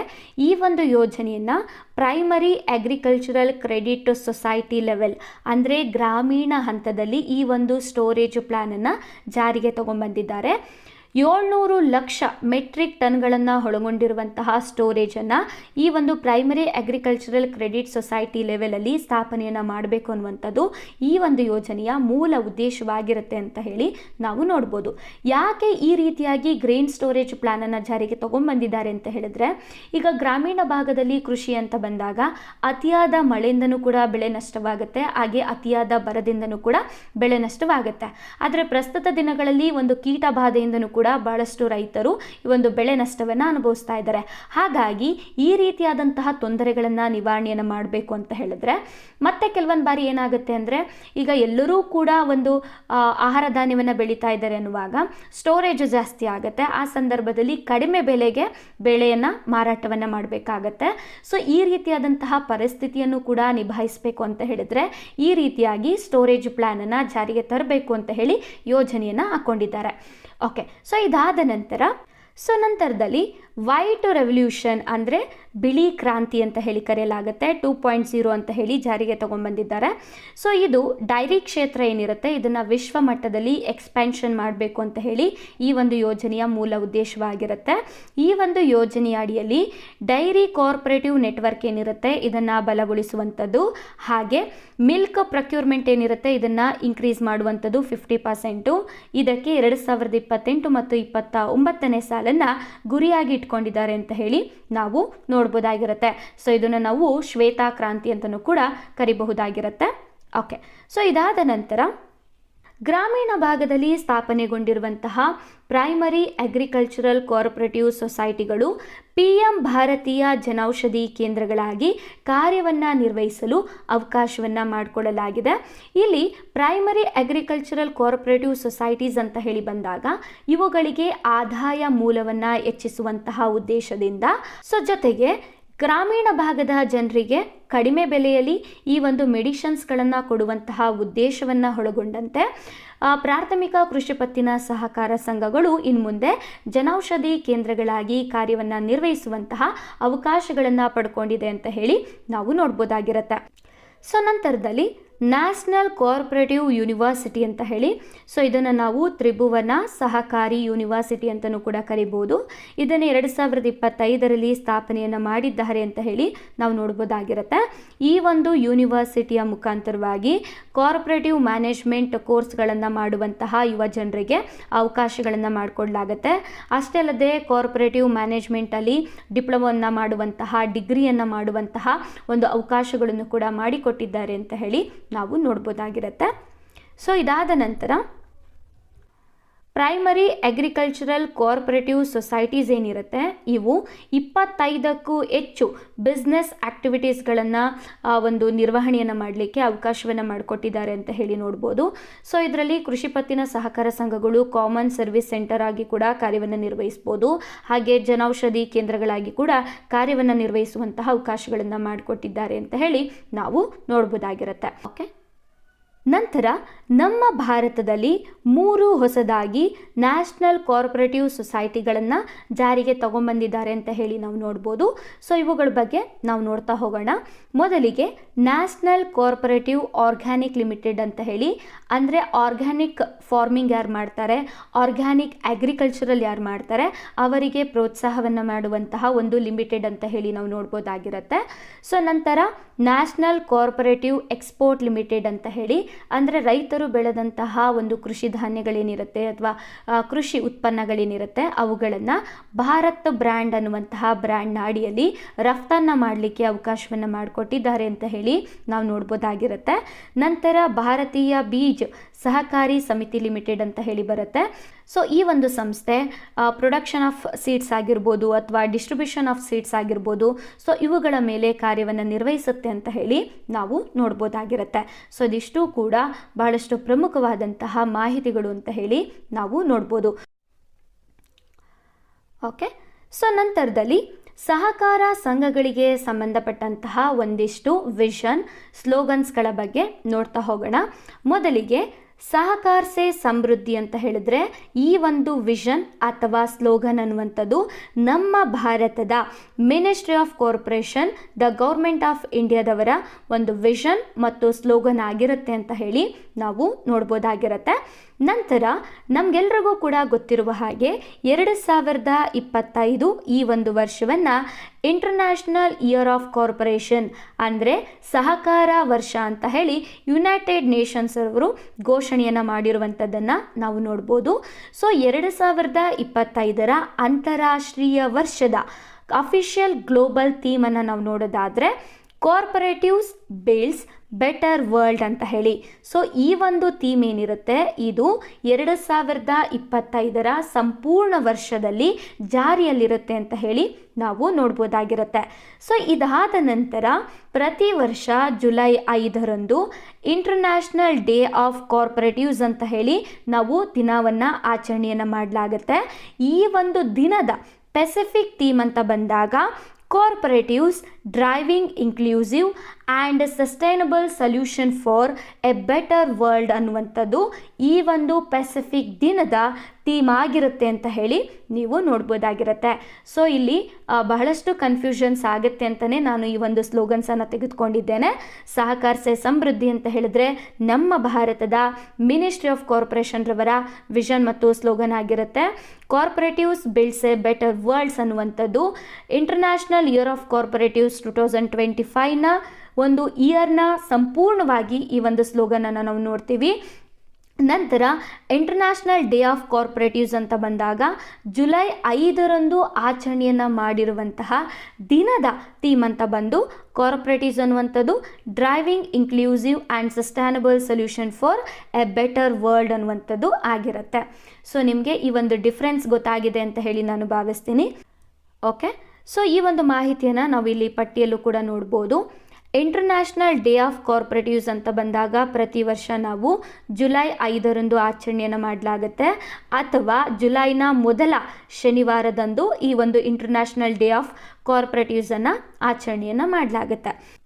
ಸೊ ನಂತರದಲ್ಲಿ ಆಲ್ ಇಂಡಿಯಾ ಕೋಆಪರೇಟಿವ್ ವೀಕ್ ಅಂತ ಬಂದಾಗ, ಅಂದರೆ ಆಲ್ ಇಂಡಿಯಾ ಸಹಕಾರ ವಾರ ಅಂತ ಬಂದಾಗ ನವೆಂಬರ್ 14ರಿಂದ 20ರವರೆಗೆ 7 ದಿನಗಳ ಕಾಲ ನಾವು ಸಹಕಾರ ವಾರವನ್ನು ಆಚರಣೆಯನ್ನು ಮಾಡಲಾಗುತ್ತೆ. ನಂತರ ಇಂಟರ್ನ್ಯಾಷನಲ್ ಇಯರ್ ಆಫ್ ಕೋಆಪರೇಟಿವ್ಸ್ ಅಂತ ಬಂದಾಗ 2025 ಅಂತಾರಾಷ್ಟ್ರೀಯ ಸಹಕಾರ ವರ್ಷ ಅಂತ ಹೇಳಿ ವಿಶ್ವ ಮಟ್ಟದಲ್ಲಿ ಘೋಷಣೆಯನ್ನು ಮಾಡಿರೋದ್ರಿಂದ 2025ರ ಎಂಟೈರ್ ವರ್ಷ ನಾವು ಸಹಕಾರ ಸಂಘವನ್ನು ಆಚರಣೆಯನ್ನು ಮಾಡ್ತೀವಿ. ಸೊ ಇದು ಮೊಟ್ಟ ಮೊದಲ ಬಾರಿಗೆ 2012ರಲ್ಲಿ ಅಂತಾರಾಷ್ಟ್ರೀಯ ಸಹಕಾರ ಸಂಘ ಅಂತ ಹೇಳಿ ಘೋಷಣೆಯನ್ನು ಮಾಡಿದರು. 2012ರ ನಂತರ 2025 ಕೂಡ ಕೋಆಪರೇಟಿವ್ ವರ್ಷ ಅಂತ ಹೇಳಿ ಘೋಷಣೆಯನ್ನು ಮಾಡಿದ್ದಾರೆ. ಸೊ ಇದಿಷ್ಟು ಕೂಡ ಬಹಳಷ್ಟು ಇಂಪಾರ್ಟೆಂಟ್ ಆಗುತ್ತೆ. ಓಕೆ, ಸೊ ಇಲ್ಲಿ ನೀವು ನಂತರದಲ್ಲಿ ನೀವಿಲ್ಲಿ ನೋಡ್ತಿರುವಂಥದ್ದು ಅಖಿಲ ಭಾರತ ಸಹಕಾರ ಸಪ್ತಾಹವನ್ನು ನಾವು 1 ವಾರಗಳ ಕಾಲ, ಅಂದರೆ ನವೆಂಬರ್ 14ರಿಂದ 20ರವರೆಗೆ ಆಚರಣೆಯನ್ನು ಮಾಡಲಾಗುತ್ತೆ. ಸೊ ಇದನ್ನೇ ನಾವು ಆಲ್ ಇಂಡಿಯಾ ಕೋಆಪರೇಟಿವ್ ವೀಕ್ ಅಂತ ಹೇಳಿ ಈ ಒಂದು ಪಟ್ಟಿಯಲ್ಲಿ ನೀವು ನೋಡಿರ್ತೀರ. ಸೊ ಇದೇ ಒಂದು ಯೋಜನೆಯನ್ನು ನೀವು ಇಲ್ಲಿ ಆಲ್ ಇಂಡಿಯಾ ಕೋಆಪರೇಟಿವ್ ವೀಕ್ ಅಂತ ಹೇಳಿ. ನಂತರ ಅಖಿಲ ಭಾರತ ಸಹಕಾರ ಸಪ್ತಾಹವನ್ನು ನಾವು ನವೆಂಬರ್ 14ರಿಂದ 20ರವರೆಗೆ 7 ದಿನಗಳ ಕಾಲ ಆಚರಣೆಯನ್ನು ಮಾಡ್ತೇವೆ. ಇದನ್ನೇ ನಾವು ಆಲ್ ಇಂಡಿಯಾ ಕೋಆಪರೇಟಿವ್ ವೀಕ್ ಅಥವಾ ಸಹಕಾರ ವಾರ ಅಂತ ಹೇಳಿ ನಾವು ಆಚರಣೆಯನ್ನು ಮಾಡ್ತೀವಿ. ಸೊ ಇದು ಭಾರತದ ಸಹಕಾರ ಕ್ಷೇತ್ರದಲ್ಲಿ ಆಚರಿಸಲಾಗುವಂತಹ ಅತಿ ದೊಡ್ಡ ರಾಷ್ಟ್ರೀಯ ಹಬ್ಬ ಅಂತ ಹೇಳಿ ನಾವು ನೋಡ್ಬೋದು. ಸಹಕಾರ ಚಳುವಳಿಯ ಸಾಧನೆಗಳನ್ನು ಸ್ಮರಿಸಲು ಮತ್ತು ಜನರಲ್ಲಿ ಈ ಸಹಕಾರ ಸಂಘಗಳ ಕುರಿತು ಅರಿವನ್ನು ಮೂಡಿಸಲು ಇದನ್ನು ಆಚರಣೆಯನ್ನು ಮಾಡಲಾಗುತ್ತೆ ಅಂತ ಹೇಳಿ ನಾವು ನೋಡ್ಬೋದಾಗಿರುತ್ತೆ. ಸೊ ಇಲ್ಲಿ ನವೆಂಬರ್ 14ರಂದು ಈ ಒಂದು ಸಹಕಾರ ಸಪ್ತಾಹವನ್ನು ಆರಂಭವನ್ನು ಮಾಡ್ತಾರೆ. ಯಾಕೆ ಆರಂಭವನ್ನು ಮಾಡ್ತಾರೆ ಅಂತ ಹೇಳಿ ನಾವು ಹಿನ್ನೆಲೆಯನ್ನು ನೋಡೋದಾದರೆ, ಸೊ ಇಲ್ಲಿ ಸಹಕಾರ ಸಪ್ತಾಹ ಅನ್ನುವಂಥದ್ದು ಭಾರತದ ಮೊದಲ ಪ್ರಧಾನಿಗಳಾದಂತಹ ಪಂಡಿತ್ ಜವಾಹರಲಾಲ್ ನೆಹರೂರವರ ಜನ್ಮದಿನವಾದಂತಹ ನವೆಂಬರ್ 14ರಂದು ಆರಂಭವಾಗುತ್ತೆ. ಯಾಕೆ ಅಂತ ಹೇಳಿದ್ರೆ, ನೆಹರೂರವರು ಕೂಡ ಸಹಕಾರ ಚಳುವಳಿಯ ಬಲವಾದಂತಹ ಬೆಂಬಲಿಗರು ಆಗಿರ್ತಾರೆ. ಭಾರತದ ಸಾಮಾಜಿಕ ಮತ್ತು ಆರ್ಥಿಕ ಪ್ರಗತಿಗಾಗಿ ದೇಶದ ಮೂಲೆ ಮೂಲೆಗಳಲ್ಲೂ ಕೂಡ ಸಹಕಾರ ಚಳುವಳಿಯನ್ನು ಹರಡಬೇಕು ಅನ್ನುವಂತಹ ಅದ್ಭುತವಾದಂತಹ ಗುರಿಯನ್ನು, ಕನಸನ್ನು ಇವರು ಕಂಡಿರ್ತಾರೆ ಅಂತ ಹೇಳಿ ನಾವು ನೋಡ್ಬೋದು. ಹಾಗಾಗಿ ಅಖಿಲ ಭಾರತ ಸಹಕಾರ ಸಪ್ತಾಹ ಅನ್ನುವಂಥದ್ದು ನವೆಂಬರ್ 14ರಂದು ಆರಂಭವಾಗುತ್ತೆ. ಇದು ಎಂಡ್ ಆಗುವಂಥದ್ದು ನವೆಂಬರ್ 20ನೇ ತಾರೀಕು ಆಗಿರುತ್ತೆ. ಓಕೆ, ಸೊ ಇದ್ರ ಬಗ್ಗೆ ಹೆಚ್ಚಿನ ಮಾಹಿತಿಯನ್ನು ನಾವು ನೋಡ್ತಾ ಹೋದರೆ, ಪ್ರಸ್ತುತ 2025ರಲ್ಲಿ ಆಚರಣೆಯನ್ನು ಮಾಡಲಾಗಿರುವಂತಹ ಸಹಕಾರ ಸಪ್ತಾಹ ಬಂದು 72ನೇ ಅಖಿಲ ಭಾರತ ಸಹಕಾರ ಸಪ್ತಾಹ ಆಗಿರುತ್ತೆ. ಸೊ ಇದರ ಘೋಷವಾಕ್ಯ ಅಂತ ಹೇಳಿ ಬಂದಾಗ, ಆತ್ಮನಿರ್ಭರ ಭಾರತಕ್ಕೆ ಸಹಕಾರ ಸಂಘಗಳೇ ವಾಹನಗಳು ಅಂತ ಹೇಳಿ ತಿಳಿಸಿದ್ದಾರೆ. ಅಂದರೆ cooperatives as vehicles for Atmanirbhar Bharat ಅಂತ ಹೇಳಿ ಈ ವರ್ಷದ ಘೋಷವಾಕ್ಯವಾಗಿರುತ್ತೆ ಅಂತ ಹೇಳಿ ನಾವು ನೋಡ್ಬೋದು. ಸೊ ಈ ವರ್ಷ ವಿಶೇಷವಾಗಿ ಗ್ರಾಮೀಣ ಸಾಲ ಆಗಿರ್ಬೋದು, ಕೃಷಿ ಆಗಿರ್ಬೋದು, ಮಹಿಳಾ ಸಬಲೀಕರಣದಲ್ಲಿ ಸಹಕಾರ ಸಂಘಗಳು ಹೇಗೆ ಪಾತ್ರವನ್ನು ನಿರ್ವಹಿಸಬೇಕು ಅಂತ ಹೇಳಿ ಮಾಹಿತಿಯನ್ನು ನೀಡಿದ್ದಾರೆ ಅಂತ ಹೇಳಿ ನಾವು ನೋಡ್ಬೋದಾಗಿರುತ್ತೆ. ಸೊ ನಂತರ ಸಹಕಾರ ಸಪ್ತಾಹ ಅಂತ ಬಂದಾಗ ನಾವು 7 ದಿನಗಳ ಕಾಲ ಈ ಒಂದು ಕಾರ್ಯಕ್ರಮವನ್ನು ಆಚರಣೆಯನ್ನು ಮಾಡ್ತೀವಿ. ಸೊ ಈ ಒಂದು 7 ದಿನಗಳಲ್ಲೂ ಕೂಡ ನಾವು ಉಪ ವಿಷಯಗಳನ್ನು ನಾವು ನೋಡ್ಬೋದಾಗಿರುತ್ತೆ. ಸೊ ಮೊದಲಿಗೆ ನವೆಂಬರ್ 14 ಅಂತ ಬಂದಾಗ ಪಾರದರ್ಶಕತೆ ಮತ್ತು ದಕ್ಷತೆಗಾಗಿ ಡಿಜಿಟಲೀಕರಣಕ್ಕೆ ಉತ್ತೇಜನವನ್ನು ನೀಡುವಂತಹ ವಿಷಯವನ್ನು ನೋಡ್ಬೋದು. ನವೆಂಬರ್ 15 ಅಂತ ಬಂದಾಗ ಸಹಕಾರಿ ಶಿಕ್ಷಣದಲ್ಲಿ ರೂಪಾಂತರವನ್ನು ತರುವಂಥದ್ದು, ಹಾಗೆ ಹೊಸ ತ್ರಿಭುವನ ಸಹಕಾರಿ ವಿಶ್ವವಿದ್ಯಾನಿಲಯವನ್ನು ಸ್ಥಾಪನೆಯನ್ನು ಮಾಡುವಂಥದ್ದು ಮತ್ತು ನಿರ್ವಹಣೆಯನ್ನು ಮಾಡುವಂಥದ್ದು ಮೂಲ ವಿಷಯವಾಗಿರುತ್ತೆ ಅಂತ ಹೇಳಿ ನೋಡ್ಬೋದು. ನಂತರ ನವೆಂಬರ್ 16 ಅಂತ ಬಂದಾಗ ಸಹಕಾರ ಸಂಘಗಳ ಮೂಲಕ ಗ್ರಾಮೀಣ ಅಭಿವೃದ್ಧಿಯನ್ನು ಬಲಪಡಿಸುವಂಥದ್ದು. ನವೆಂಬರ್ 17 ಅಂತ ಬಂದಾಗ ರಾಷ್ಟ್ರೀಯ ಸಹಕಾರ ನೀತಿಯ ವ್ಯವಸ್ಥೆಯನ್ನು ಮತ್ತು ಭವಿಷ್ಯದ ಮಾರ್ಗಸೂಚಿಗಳ ಬಗ್ಗೆ ಚರ್ಚೆಯನ್ನು ಮಾಡುವಂಥದ್ದು. ನವೆಂಬರ್ 18 ಅಂತ ಬಂದಾಗ ಯುವಕರು, ಮಹಿಳೆಯರು ಮತ್ತು ದುರ್ಬಲ ವರ್ಗದವರ ಸಬಲೀಕರಣವನ್ನು ಮಾಡುವಂತಹ ವಿಷಯಗಳ ಬಗ್ಗೆ ಚರ್ಚೆಯನ್ನು ನಡೆಸುವಂಥದ್ದು. ನಂತರ ನವೆಂಬರ್ 19 ಅಂತ ಬಂದಾಗ ಹೊಸ ಕ್ಷೇತ್ರಗಳಿಗೆ ವಿಸ್ತರಣೆ, ಅಂದರೆ ಸಹಕಾರ ಚಳುವಳಿಗಳು ಪ್ರವಾಸೋದ್ಯಮ ಆಗಿರ್ಬೋದು, ಆರೋಗ್ಯ ಆಗಿರ್ಬೋದು, ಹಸಿರು ಇಂಧನಕ್ಕೆ ಸಂಬಂಧಪಟ್ಟಂತಹ ಕ್ಷೇತ್ರಗಳಲ್ಲೂ ಕೂಡ ಪ್ರಮುಖ ಪಾತ್ರವನ್ನು ನಿರ್ವಹಿಸುವಂತಹ ಒಂದು ನೀತಿಯನ್ನು, ಕ್ರಮಗಳನ್ನು ಜಾರಿಗೆ ತರಲಾಗಿದೆ. ನವೆಂಬರ್ 20 ಅಂತ ಬಂದಾಗ ಜಾಗತಿಕ ಸ್ಪರ್ಧೆಗಾಗಿ ನವೀನ ವ್ಯವಹಾರ ಮಾದರಿಗಳನ್ನು ಕೂಡ ಈ ಒಂದು ಸಹಕಾರ ಚಳುವಳಿಗಳು ಜಾರಿಯನ್ನು ಮಾಡಬೇಕು ಅನ್ನುವಂತಹ ಉಪ ವಿಷಯಗಳನ್ನು ಕೂಡ ನಾವು ನೋಡ್ಬೋದಾಗಿರುತ್ತೆ. ಓಕೆ, ಸೊ ಇದಿಷ್ಟು ಕೂಡ ಭಾಳಷ್ಟು ಇಂಪಾರ್ಟೆಂಟ್ ಆಗಿರುತ್ತೆ. ನಂತರ ನಮ್ಮೆಲ್ರಿಗೂ ಕೂಡ ಗೊತ್ತಿರುವ ಹಾಗೆ 2025ನೇ ವರ್ಷವನ್ನು ನಾವು ಅಂತಾರಾಷ್ಟ್ರೀಯ ಸಹಕಾರ ವರ್ಷ ಅಂತ ಹೇಳಿ ವಿಶ್ವಸಂಸ್ಥೆ ಘೋಷಣೆಯನ್ನು ಮಾಡಿದೆ. ಸೊ ಇದರ ಜಾಗತಿಕ ಘೋಷವಾಕ್ಯ ಅಂತ ಬಂದಾಗ ಸಹಕಾರ ಸಂಘಗಳು ಉತ್ತಮ ಜಗತ್ತನ್ನು ನಿರ್ಮಿಸುತ್ತೆ ಅನ್ನುವಂತಹ ಸ್ಲೋಗನನ್ನು ನಾವು ಈ ಹಿಂದಿನ ಪಟ್ಟಿಯಲ್ಲೂ ಕೂಡ ಅಭ್ಯಾಸವನ್ನು ಮಾಡಿರ್ತೀವಿ. ಓಕೆ, ಸೊ ಇದಾದ ನಂತರ ನೀವಿಲ್ಲಿ ಪಟ್ಟಿಯಲ್ಲೂ ಕೂಡ ನೋಡ್ಬೋದು ಕಾರ್ಯಕ್ರಮಗಳನ್ನು ಕೂಡ ಕೊಟ್ಟಿದ್ದೇನೆ. ರಾಷ್ಟ್ರೀಯ ಹಂತ ಅಂತ ಬಂದಾಗ ಅಖಿಲ ಭಾರತ ಸಪ್ತಾಹ ದಿನವನ್ನು ನೋಡ್ತೀವಿ. ನವೆಂಬರ್ 14ರಿಂದ 20ರವರೆಗೆ ಆಚರಣೆಯನ್ನು ಮಾಡ್ತೀವಿ. ಸೊ ಈ ಒಂದು ಸಹಕಾರ ಸಪ್ತಾಹ ಅನ್ನುವಂಥದ್ದು ಭಾರತದಲ್ಲಿ 1953 ಮತ್ತು 54ನೇ ಸಾಲಿನಿಂದ ಆರಂಭವಾಗಿದೆ ಅಂತ ಹೇಳಿ ನೋಡ್ಬೋದು. ಸೊ ಇದರ ಆಯೋಜಕರು ಅಂತ ಬಂದಾಗ ಭಾರತೀಯ ರಾಷ್ಟ್ರೀಯ ಸಹಕಾರ ಒಕ್ಕೂಟ ಇದನ್ನು ಆಯೋಜನೆಯನ್ನು ಮಾಡುತ್ತೆ ಅಂತ ಹೇಳಿ ನಾವು ನೋಡ್ಬೋದಾಗಿರುತ್ತೆ. ಇನ್ನು ಅಂತಾರಾಷ್ಟ್ರೀಯ ಮಟ್ಟ ಅಂತ ಬಂದಾಗ ಅಂತಾರಾಷ್ಟ್ರೀಯ ಸಹಕಾರ ದಿನವನ್ನು ನಾವು ನೋಡಲಾಗುತ್ತೆ. ದಿನಾಂಕ ಬಂದಾಗ ಜುಲೈನ ಮೊದಲನೇ ಶನಿವಾರದಂದು ನಾವು ಆಚರಣೆಯನ್ನು ಮಾಡಲಾಗುತ್ತೆ. ಸೊ ಇದನ್ನು ವಿಶ್ವಸಂಸ್ಥೆ 1923ರಿಂದ ಆರಂಭವನ್ನು ಮಾಡಿದೆ ಅಂತ ಹೇಳಿ ನೋಡ್ಬೋದು. ಈ ಒಂದು ಕಾರ್ಯಕ್ರಮವನ್ನು ಆಯೋಜನೆಯನ್ನು ಮಾಡುವಂಥವರು ಅಂತಾರಾಷ್ಟ್ರೀಯ ಸಹಕಾರ ಒಕ್ಕೂಟವಾಗಿರುತ್ತೆ ಅಂತ ಹೇಳಿ ನಾವು ನೋಡ್ಬೋದಾಗಿರುತ್ತೆ. ಓಕೆ, ಸೊ ಇದಾದ ನಂತರ ನಮ್ಮ ಕರ್ನಾಟಕದಲ್ಲಿ ಸಹಕಾರ ಚಳುವಳಿಗೆ ಸಂಬಂಧಪಟ್ಟ ಹಾಗೆ ಒಂದು ಪ್ರಮುಖವಾದಂಥ ಪ್ರಚಲಿತ ಘಟನೆಗಳ ಬಗ್ಗೆ ನೋಡ್ತಾ ಹೋಗೋಣ. 2025ನೇ ಸಾಲಿನ ಸಹಕಾರ ರತ್ನ ಪ್ರಶಸ್ತಿಯನ್ನು ಕರ್ನಾಟಕದಲ್ಲಿ ಪ್ರದಾನವನ್ನು ಮಾಡಲಾಗಿದೆ. 72ನೇ ಅಖಿಲ ಭಾರತ ಸಹಕಾರ ಸಪ್ತಾಹದ ಅಂಗವಾಗಿ ನವೆಂಬರ್ 14, 2025ರಂದು ಮಾನ್ಯ ಮುಖ್ಯಮಂತ್ರಿಗಳು ರಾಜ್ಯದ ವಿವಿಧ ಜಿಲ್ಲೆಗಳ ಸಾಧಕರಿಗೆ ಈ ಒಂದು ಪ್ರಶಸ್ತಿಯನ್ನು ಪ್ರದಾನವನ್ನು ಮಾಡಿದ್ದಾರೆ ಅಂತ ಹೇಳಿ ನಾವು ನೋಡ್ಬೋದು. ಸೊ ಸಹಕಾರ ರತ್ನ ಪ್ರಶಸ್ತಿಯನ್ನು ಪಡೆದಿರುವಂತಹ ಸಾಧಕರ ಒಂದು ಹೆಸರನ್ನು ಕೂಡ ನಾನಿಲ್ಲಿ ಮೆನ್ಷನ್ ಅನ್ನು ಮಾಡಿರ್ತೀನಿ. ಸೊ ನೀವು ಓದ್ಕೊಳ್ಬೋದಾಗಿರುತ್ತೆ. ಸೊ ಒಟ್ಟಾರೆಯಾಗಿ ನಮ್ಮ ಕರ್ನಾಟಕದಲ್ಲಿ 72 ಸಾಧಕರಿಗೆ ಈ ಬಾರಿ ಪ್ರಶಸ್ತಿಯನ್ನು ನೀಡಿದ್ದಾರೆ ಅಂತ ಹೇಳಿ ನೋಡ್ಬೋದು. ಸೊ ಈ ಎಲ್ಲ ಸಾಧಕರು ಕರ್ನಾಟಕದ ಸಹಕಾರ ಚಳುವಳಿಗೆ ಬೆನ್ನೆಲುಬಾಗಿ ನಿಂತಿದ್ದಾರೆ ಅಂತ ಹೇಳಿ ನಾವು ನೋಡ್ಬೋದಾಗಿರುತ್ತೆ. ಓಕೆ, ಸೊ ನಂತರದಲ್ಲಿ ನೀವಿಲ್ಲಿ ಮಾಹಿತಿಯನ್ನು ಕೂಡ ಇಂಗ್ಲೀಷಲ್ಲಿ ನೋಡ್ಬೋದಾಗಿರುತ್ತೆ. ಸೊ ನಂತರ 2025ರಲ್ಲಿ ಕಾರ್ಪೊರೇಟಿವ್ ಮಾಣಿಕ್ಯ ಅವಾರ್ಡ್ ಅಂತ ಹೇಳಿ ಪರಿಚಯವನ್ನು ಮಾಡಿದ್ದಾರೆ. ಈ ಒಂದು ಅವಾರ್ಡ್ ಏನಿದೆ ಇದು agricultural and credit cooperative societies ಏನಿರುತ್ತೆ ಇದು ಬಹಳಷ್ಟು ಅದ್ಭುತವಾದಂತಹ ಕಾರ್ಯವನ್ನು ನಿರ್ವಹಿಸಿರುವಂತಹ ಕೃಷಿ ಪತ್ತಿನ ಸಹಕಾರ ಸಂಘಗಳಿಗೆ ಈ ಒಂದು ಮಾಣಿಕ್ಯ ಅವಾರ್ಡನ್ನು ಕೊಡಲಾಗುತ್ತೆ ಅಂತ ಹೇಳಿ ನೋಡ್ಬೋದು. ಸೊ ಇದರಲ್ಲಿ ನಾವು ದಕ್ಷಿಣ ಕನ್ನಡ ಮತ್ತು ಉಡುಪಿ ಜಿಲ್ಲೆಗಳಲ್ಲಿ ಈ ಒಂದು ಕೋಆಪರೇಟಿವ್ ಸೊಸೈಟಿಗಳಿಗೆ ಮಾಣಿಕ್ಯ ಅವಾರ್ಡನ್ನು ಕೊಟ್ಟಿದ್ದಾರೆ ಅಂತ ಹೇಳಿ ನಾವು ನೋಡ್ಬೋದಾಗಿರುತ್ತೆ.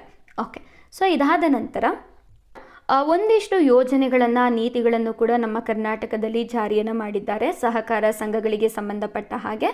ಸೊ ಅದನ್ನು ನೋಡ್ತಾ ಹೋಗೋಣ. ಸಹಕಾರ ಸಾರಥಿ ಪ್ಲ್ಯಾಟ್ಫಾರ್ಮನ್ನು ಯೂನಿಯನ್ ಮಿನಿಸ್ಟ್ರಿ ಆಫ್ ಕಾರ್ಪೊರೇಷನ್ ರವರು ರಾಷ್ಟ್ರ ಹಂತದಲ್ಲಿ ಜಾರಿಗೆ ತಗೊಂಬಂದಿದ್ದಾರೆ. ಅದನ್ನು ನಮ್ಮ ಕರ್ನಾಟಕದಲ್ಲೂ ಕೂಡ ಇಂಪ್ಲಿಮೆಂಟ್ ಮಾಡಿದ್ದಾರೆ ಅಂತ ಹೇಳಿ ನೋಡ್ಬೋದು. ಸಹಕಾರ ಸಾರಥಿ ಪ್ಲ್ಯಾಟ್ಫಾರ್ಮ್ ಅಂತ ಹೇಳಿದ್ರೆ ನಮ್ಮ ಕರ್ನಾಟಕದ ಎಲ್ಲ ಕೋಆಪರೇಟಿವ್ ಬ್ಯಾಂಕ್ಸ್ ಏನಿರುತ್ತೆ ಅವುಗಳ ವ್ಯವಹಾರವನ್ನು ಡಿಜಿಟಲ್ ಮಾಡುವಂಥದ್ದು ಈ ಒಂದು ಪ್ಲ್ಯಾಟ್ಫಾರ್ಮ್ನ ಮೂಲ ಉದ್ದೇಶವಾಗಿರುತ್ತೆ ಅಂತ ಹೇಳಿ ನಾವು ನೋಡ್ಬೋದು. ಸೊ ನಂತರದಲ್ಲಿ ಗ್ರಾಮೀಣ ಭಾಗದಲ್ಲಿ ಸ್ಥಾಪನೆಗೊಂಡಿರುವಂತಹ ಪ್ರೈಮರಿ ಅಗ್ರಿಕಲ್ಚರಲ್ ಕ್ರೆಡಿಟ್ ಸೊಸೈಟಿ ಏನಿರುತ್ತೆ, ಇವುಗಳಲ್ಲಿ ಒಂದು ಟ್ರಾನ್ಸ್ಪರೆನ್ಸಿಯನ್ನು ಮೇಂಟೈನ್ ಮಾಡಬೇಕು ಅಂತ ಹೇಳಿ ಪ್ರೈಮರಿ ಅಗ್ರಿಕಲ್ಚರಲ್ ಕ್ರೆಡಿಟ್ ಸೊಸೈಟಿಯ ಎಲ್ಲ ವ್ಯವಹಾರಗಳನ್ನು ಎಲೆಕ್ಟ್ರಾನಿಕ್ ಮಾಡಿದ್ದಾರೆ ಅಂತ ಹೇಳಿ ನಾವು ನೋಡ್ಬೋದಾಗಿರುತ್ತೆ. ಸೊ ಇದಾದ ನಂತರ ವೈಟ್ ರೆವಲ್ಯೂಷನ್ 2.0 ಏನಿದೆ, ಸೊ ಇದರ ಅಡಿಯಲ್ಲಿ ನಮ್ಮ ಕರ್ನಾಟಕದ KMF ಅಂದರೆ ಕರ್ನಾಟಕ ಮಿಲ್ಕ್ ಫೆಡರೇಷನ್ ಏನಿದೆ, ಸೊ ಇದನ್ನು ವಿಶ್ವ ಮಟ್ಟದಲ್ಲಿ ಎಕ್ಸ್ಪ್ಯಾಂಡಿಂಗ್ ಮಾಡುವಂತಹ ಬಹಳಷ್ಟು ಯೋಜನೆಗಳನ್ನು ಕೂಡ ಜಾರಿಗೆ ತಂದಿದ್ದಾರೆ ಅಂತ ಹೇಳಿ ನಾವು ನೋಡ್ಬೋದು. ಸೊ ನಂತರ ಕರ್ನಾಟಕ ಮಿಲ್ಕ್ ಫೆಡರೇಷನ್ ಏನಿದೆ, ಇದು ನಂದಿನಿ ಬ್ರ್ಯಾಂಡನ್ನು ಜಾಗತಿಕ ಮಟ್ಟಕ್ಕೆ ಕೊಂಡೊಯ್ಯಲು 2025ರಲ್ಲಿ ಪ್ರಮುಖ ನೀತಿಗಳನ್ನು ಜಾರಿ ಮಾಡಿದೆ ಅಂತ ಹೇಳಿ ನಾವು ನೋಡ್ಬೋದಾಗಿರುತ್ತೆ. ಸೊ ಮೊದಲಿಗೆ ನಂದಿನಿ ತುಪ್ಪದ ರಫ್ತು ಅಂತ ಬಂದಾಗ ನವೆಂಬರ್ 2025ರಲ್ಲಿ ಮುಖ್ಯಮಂತ್ರಿಗಳು ಅಮೆರಿಕ, ಆಸ್ಟ್ರೇಲಿಯಾ ಮತ್ತು ಸೌದಿ ಅರೇಬಿಯಾ ದೇಶಗಳಿಗೆ ನಂದಿನಿ ತುಪ್ಪದ ರಫ್ತಿಗೆ ಚಾಲನೆಯನ್ನು ನೀಡಿದ್ದಾರೆ ಅಂತ ಹೇಳಿ ನೋಡ್ಬೋದು. ಮೊದಲ ಹಂತದಲ್ಲಿ 15 ಟನ್ನಷ್ಟು ತುಪ್ಪವನ್ನು ರಫ್ತನ್ನು ಮಾಡಲಾಗಿದೆ ಅಂತ ಹೇಳಿ ಕೂಡ ನಾವು ನೋಡ್ಬೋದಾಗಿರುತ್ತೆ. ಸೊ ಇದಾದ ನಂತರ ಮಹಾಕುಂಭಮೇಳ 2025, ಸೊ ಇದು ಪ್ರಯಾಗ್ರಾಜಲ್ಲಿ ನಡೆದಿರುತ್ತೆ. ಉತ್ತರ ಭಾರತದಲ್ಲಿ ತನ್ನ ಮಾರುಕಟ್ಟೆಯನ್ನು ವಿಸ್ತರಿಸಲು ಕರ್ನಾಟಕ ಮಿಲ್ಕ್ ಫೆಡರೇಷನ್ ಚಾಯ್ ಪಾಯಿಂಟ್ ಅಂತ ಹೇಳಿ ಇದರ ಜೊತೆಗೆ ಒಪ್ಪಂದವನ್ನು ಮಾಡಿಕೊಂಡಿದೆ. ಕುಂಭಮೇಳದಲ್ಲಿ ಸುಮಾರು 1 ಕೋಟಿ ಕಪ್ ಚಹಾವನ್ನು ತಯಾರಿಸಲು ನಂದಿನಿ ಹಾಲನ್ನು ಬಳಸುವಂತಹ ಗುರಿಯನ್ನು ಈ ಒಂದು ಒಪ್ಪಂದವು ಗುರಿಯನ್ನು ಒಳಗೊಂಡಿದೆ ಅಂತ ಹೇಳಿ ನಾವು ನೋಡ್ಬೋದಾಗಿರುತ್ತೆ. ಓಕೆ, ಸೊ ಇದಾದ ನಂತರ ಹೊಸ ಉತ್ಪನ್ನಗಳ ಬಿಡುಗಡೆಯನ್ನು ಕೂಡ ಮಾಡಲಾಗಿದೆ. ಜೂನ್ 1, 2025ರಂದು ವಿಶ್ವ ಹಾಲು ದಿನದಂದು ನಂದಿನಿ ಬ್ರ್ಯಾಂಡ್ ಅಡಿಯಲ್ಲಿ 18 ಹೊಸ ಉತ್ಪನ್ನಗಳನ್ನು ಬಿಡುಗಡೆಯನ್ನು ಮಾಡಲಾಗಿದೆ ಅಂತ ಹೇಳಿ ನಾವು ನೋಡ್ಬೋದಾಗಿರುತ್ತೆ.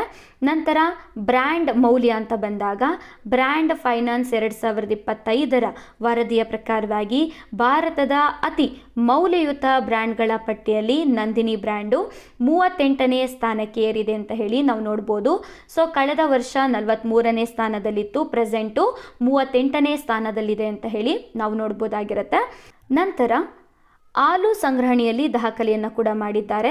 ಮೇ 2025ರಲ್ಲಿ KMF ಇತಿಹಾಸದಲ್ಲೇ ಮೊದಲ ಬಾರಿಗೆ ಒಂದೇ ದಿನದಲ್ಲಿ 1 ಕೋಟಿ ಲೀಟರಷ್ಟು ಹಾಲನ್ನು ಸಂಗ್ರಹಣೆಯನ್ನು ಮಾಡಿ ದಾಖಲೆಯನ್ನು ನಿರ್ಮಿಸಿದ್ದಾರೆ ಅಂತ ಹೇಳಿ ನಾವು ನೋಡ್ಬೋದಾಗಿರುತ್ತೆ. ಅಷ್ಟೇ ಅಲ್ಲದೆ ತಿರುಪತಿ ಲಡ್ಡು ಸೇವೆಯನ್ನು ಕೂಡ KMF ಮಾಡ್ತಾ ಇದೆ. ಅಂದರೆ ಕಳೆದ 1 ವರ್ಷದಲ್ಲಿ KMF ತಿರುಪತಿ ದೇವಸ್ಥಾನಕ್ಕೆ ದಾಖಲೆಯ 5,000 ಟನ್ನಷ್ಟು ತುಪ್ಪವನ್ನು ಕೂಡ ಪೂರೈಸಿದೆ ಅಂತ ಹೇಳಿ ನಾವು ನೋಡ್ಬೋದಾಗಿರುತ್ತೆ. ಸೊ ಇದಿಷ್ಟು ಕೂಡ ಬಹಳಷ್ಟು ಇಂಪಾರ್ಟೆಂಟ್ ಆಗಿರುವ ಮಾಹಿತಿಗಳು ಆಗಿರುತ್ತೆ. ಸೊ ನಂತರ ಕರ್ನಾಟಕ ಸೌಹಾರ್ದ ಸಹಕಾರಿ ಕಾಯ್ದೆ 1997, ಈ ಒಂದು ಕಾಯ್ದೆಗೆ ಇತ್ತೀಚೆಗೆ ಕೆಲವೊಂದಿಷ್ಟು ಬದಲಾವಣೆಗಳನ್ನು ಜಾರಿಗೆ ತಗೊಂಡ್ಬಂದಿದ್ದಾರೆ. ಸೊ ಇದರಲ್ಲಿ ಬಹಳಷ್ಟು ಪ್ರಮುಖವಾದಂತಹ ಮಾಹಿತಿ ಯಾವುದು ಅಂತ ಹೇಳಿದ್ರೆ, ಸೊ 2025ರ ತಿದ್ದುಪಡಿಯಂತೆ ಪ್ರತಿ ಸೌಹಾರ್ದ ಸಂಘವು ತನ್ನ ಒಟ್ಟು ಠೇವಣಿಯ 20% ಮೊತ್ತವನ್ನು ಶಾಸನಬದ್ಧ ದ್ರವ್ಯತೆಯ ಅನುಪಾತವಾಗಿ ಮೀಸಲಿಡಬೇಕು ಅಂತ ಹೇಳಿ 2025ರಲ್ಲಿ ತಿದ್ದುಪಡಿಯನ್ನು ತಂದಿದ್ದಾರೆ ಅಂತ ಹೇಳಿ ನಾವು ನೋಡ್ಬೋದಾಗಿರುತ್ತೆ. ಸೊ ಇಲ್ಲಿ ಸೌಹಾರ್ದ ಸಹಕಾರಿ ಕಾಯ್ದೆ ಅಂತ ಬಂದಾಗ ಆಡಳಿತ ಮಂಡಳಿಯಲ್ಲಿ ಕನಿಷ್ಠ 13 ಸದಸ್ಯರು ಇರಬೇಕು ಅಂತ ಹೇಳಿ ಇಲ್ಲಿ ತೀರ್ಮಾನವನ್ನು ಮಾಡಲಾಗಿರುತ್ತೆ. ಓಕೆ, ಸೊ ಇದಿಷ್ಟು ಕೂಡ ಬಹಳಷ್ಟು ಇಂಪಾರ್ಟೆಂಟ್ ಆಗುತ್ತೆ. ಓಕೆ, ಸೊ ನಂತರ ಬಹಳಷ್ಟು ಇಂಪಾರ್ಟೆಂಟ್ ಆಗಿರುವಂತಹ ಮಾಹಿತಿ ಅಂತ ಬಂದಾಗ ಸಹಕಾರ ಸಂಘಗಳಿಗೆ ಸಂಬಂಧಪಟ್ಟ ಹಾಗೆ ನಮ್ಮ ಸಂವಿಧಾನದಲ್ಲಿ 7ನೇ ಅನುಸೂಚಿಯಲ್ಲಿ ಸಹಕಾರ ಸಂಘಗಳು ಅನ್ನುವಂಥದ್ದು ರಾಜ್ಯ ಪಟ್ಟಿಯಲ್ಲಿ ಬರುವಂತಹ ವಿಷಯವಾಗಿರುತ್ತೆ. ಸಂವಿಧಾನಕ್ಕೆ 2011 ಮತ್ತು 12ನೇ ಸಾಲಿನಲ್ಲಿ 97ನೇ ತಿದ್ದುಪಡಿಯನ್ನು ತರುವುದರ ಮೂಲಕ ಸಂವಿಧಾನಕ್ಕೆ 9B ಭಾಗವನ್ನು ಸೇರ್ಪಡೆಯನ್ನು ಮಾಡಲಾಗುತ್ತೆ. ಇದರಿಂದಾಗಿ ಸಹಕಾರ ಸಂಘಗಳಿಗೆ ಸಾಂವಿಧಾನಿಕ ಸ್ಥಾನಮಾನ ಮತ್ತು ಸಾಂವಿಧಾನಿಕ ರಕ್ಷಣೆ ಅನ್ನುವಂಥದ್ದು ಸಿಗುತ್ತೆ ಅಂತ ಹೇಳಿ ನೋಡ್ಬೋದು. ಸೊ ಇಲ್ಲಿ 9B ಅಂತ ಹೇಳಿ ಬಂದಾಗ 243ZH ಇಂದ 243ZT ವರೆಗೆ ವಿಧಿಗಳನ್ನು ನಾವು ನೋಡ್ಬೋದಾಗಿರುತ್ತೆ. ಸೊ ಇದು ಬಹಳಷ್ಟು ಪ್ರಮುಖವಾದ ಮಾಹಿತಿ. ಸೊ ನಂತರದಲ್ಲಿ ಸಂವಿಧಾನದಲ್ಲಿ ಸಹಕಾರ ಸಂಘಗಳಿಗೆ ಸಂಬಂಧಪಟ್ಟಂತಹ ಪ್ರಮುಖ ಮಾಹಿತಿಗಳನ್ನು ನಾವು ನೋಡೋದಾದರೆ, ಸೊ ವಿಧಿ 19 ಸಬ್ ಕ್ಲಾಸ್ 1C ನಲ್ಲಿ ನಾವು ನಾವು ಮೂಲಭೂತ ಹಕ್ಕುಗಳಲ್ಲಿ ಸಹಕಾರ ಸಂಘಗಳನ್ನು ಸ್ಥಾಪನೆಯನ್ನು ಮಾಡುವಂತಹ ಅವಕಾಶವನ್ನು ಕೂಡ ನಾವು ನೋಡ್ಬೋದಾಗಿರುತ್ತೆ. ಹಾಗೆ ನಾವು directive principle of state policy ಅಂತ ಬಂದಾಗ 43 ಸಬ್ ಕ್ಲಾಸ್ ಬಿ ಈ ಒಂದು ವಿಧಿಯ ಅಡಿಯಲ್ಲೂ ಕೂಡ ರಾಜ್ಯ ಸರ್ಕಾರಗಳು ಈ ಒಂದು ಕೋಆಪರೇಟಿವ್ ಸೊಸೈಟಿಯನ್ನು ಪ್ರಮೋಟ್ ಮಾಡಲಿಕ್ಕೆ ಅವಕಾಶಗಳಿರುತ್ತೆ ಅಂತ ಹೇಳಿ ನಾವು ನೋಡ್ಬೋದು.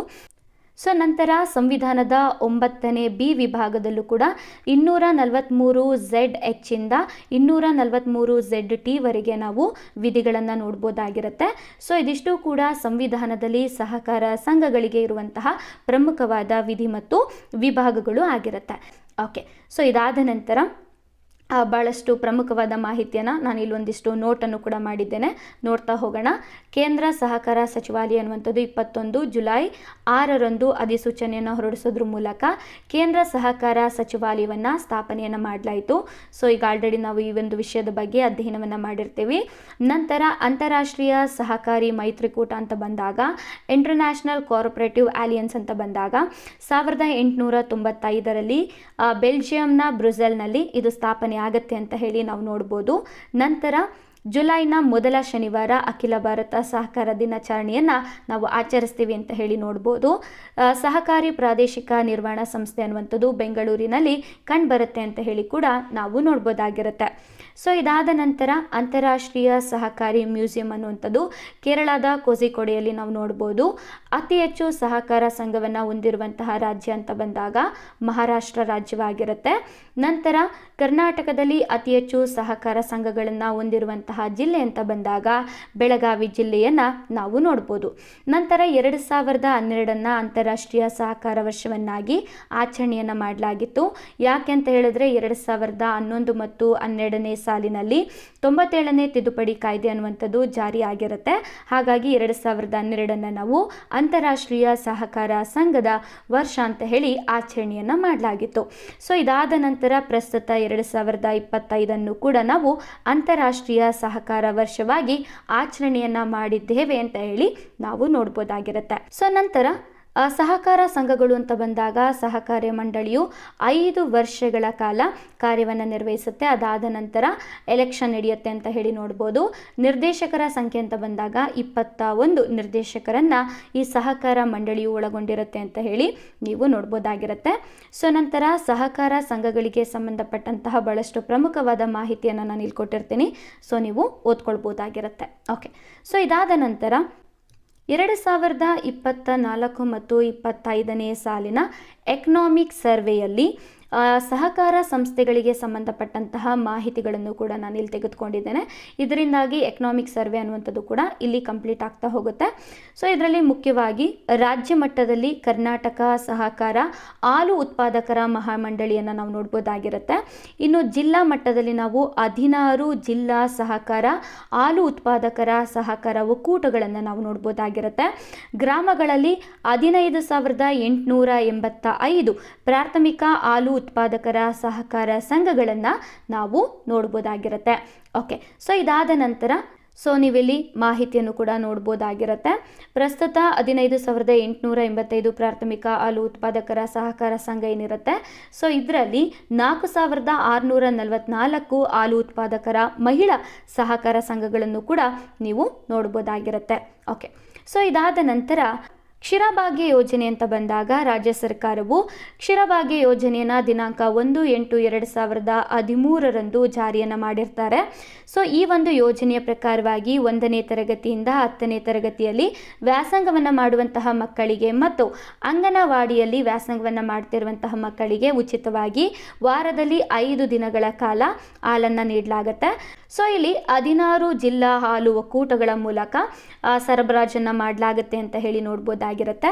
ಈ ಒಂದು ಯೋಜನೆಯ ಅಡಿಯಲ್ಲಿ ರಾಜ್ಯದ ಒಟ್ಟು 64,000 ಅಂಗನವಾಡಿ ಮತ್ತು 55,683 ಸರ್ಕಾರಿ ಶಾಲೆಗಳ 1ನೇ ತರಗತಿಯಿಂದ 10ನೇ ತರಗತಿಯವರೆಗೆ ವ್ಯಾಸಂಗವನ್ನು ಮಾಡ್ತಿರುವಂತಹ ಮಕ್ಕಳಿಗಾಗಿ ಪ್ರತಿದಿನ ಹಾಲಿನ ಪುಡಿಯನ್ನು ಸರಬರಾಜನ್ನು ಮಾಡಲಾಗುತ್ತೆ ಅಂತ ಹೇಳಿ ನಾವು ನೋಡ್ಬೋದಾಗಿರುತ್ತೆ.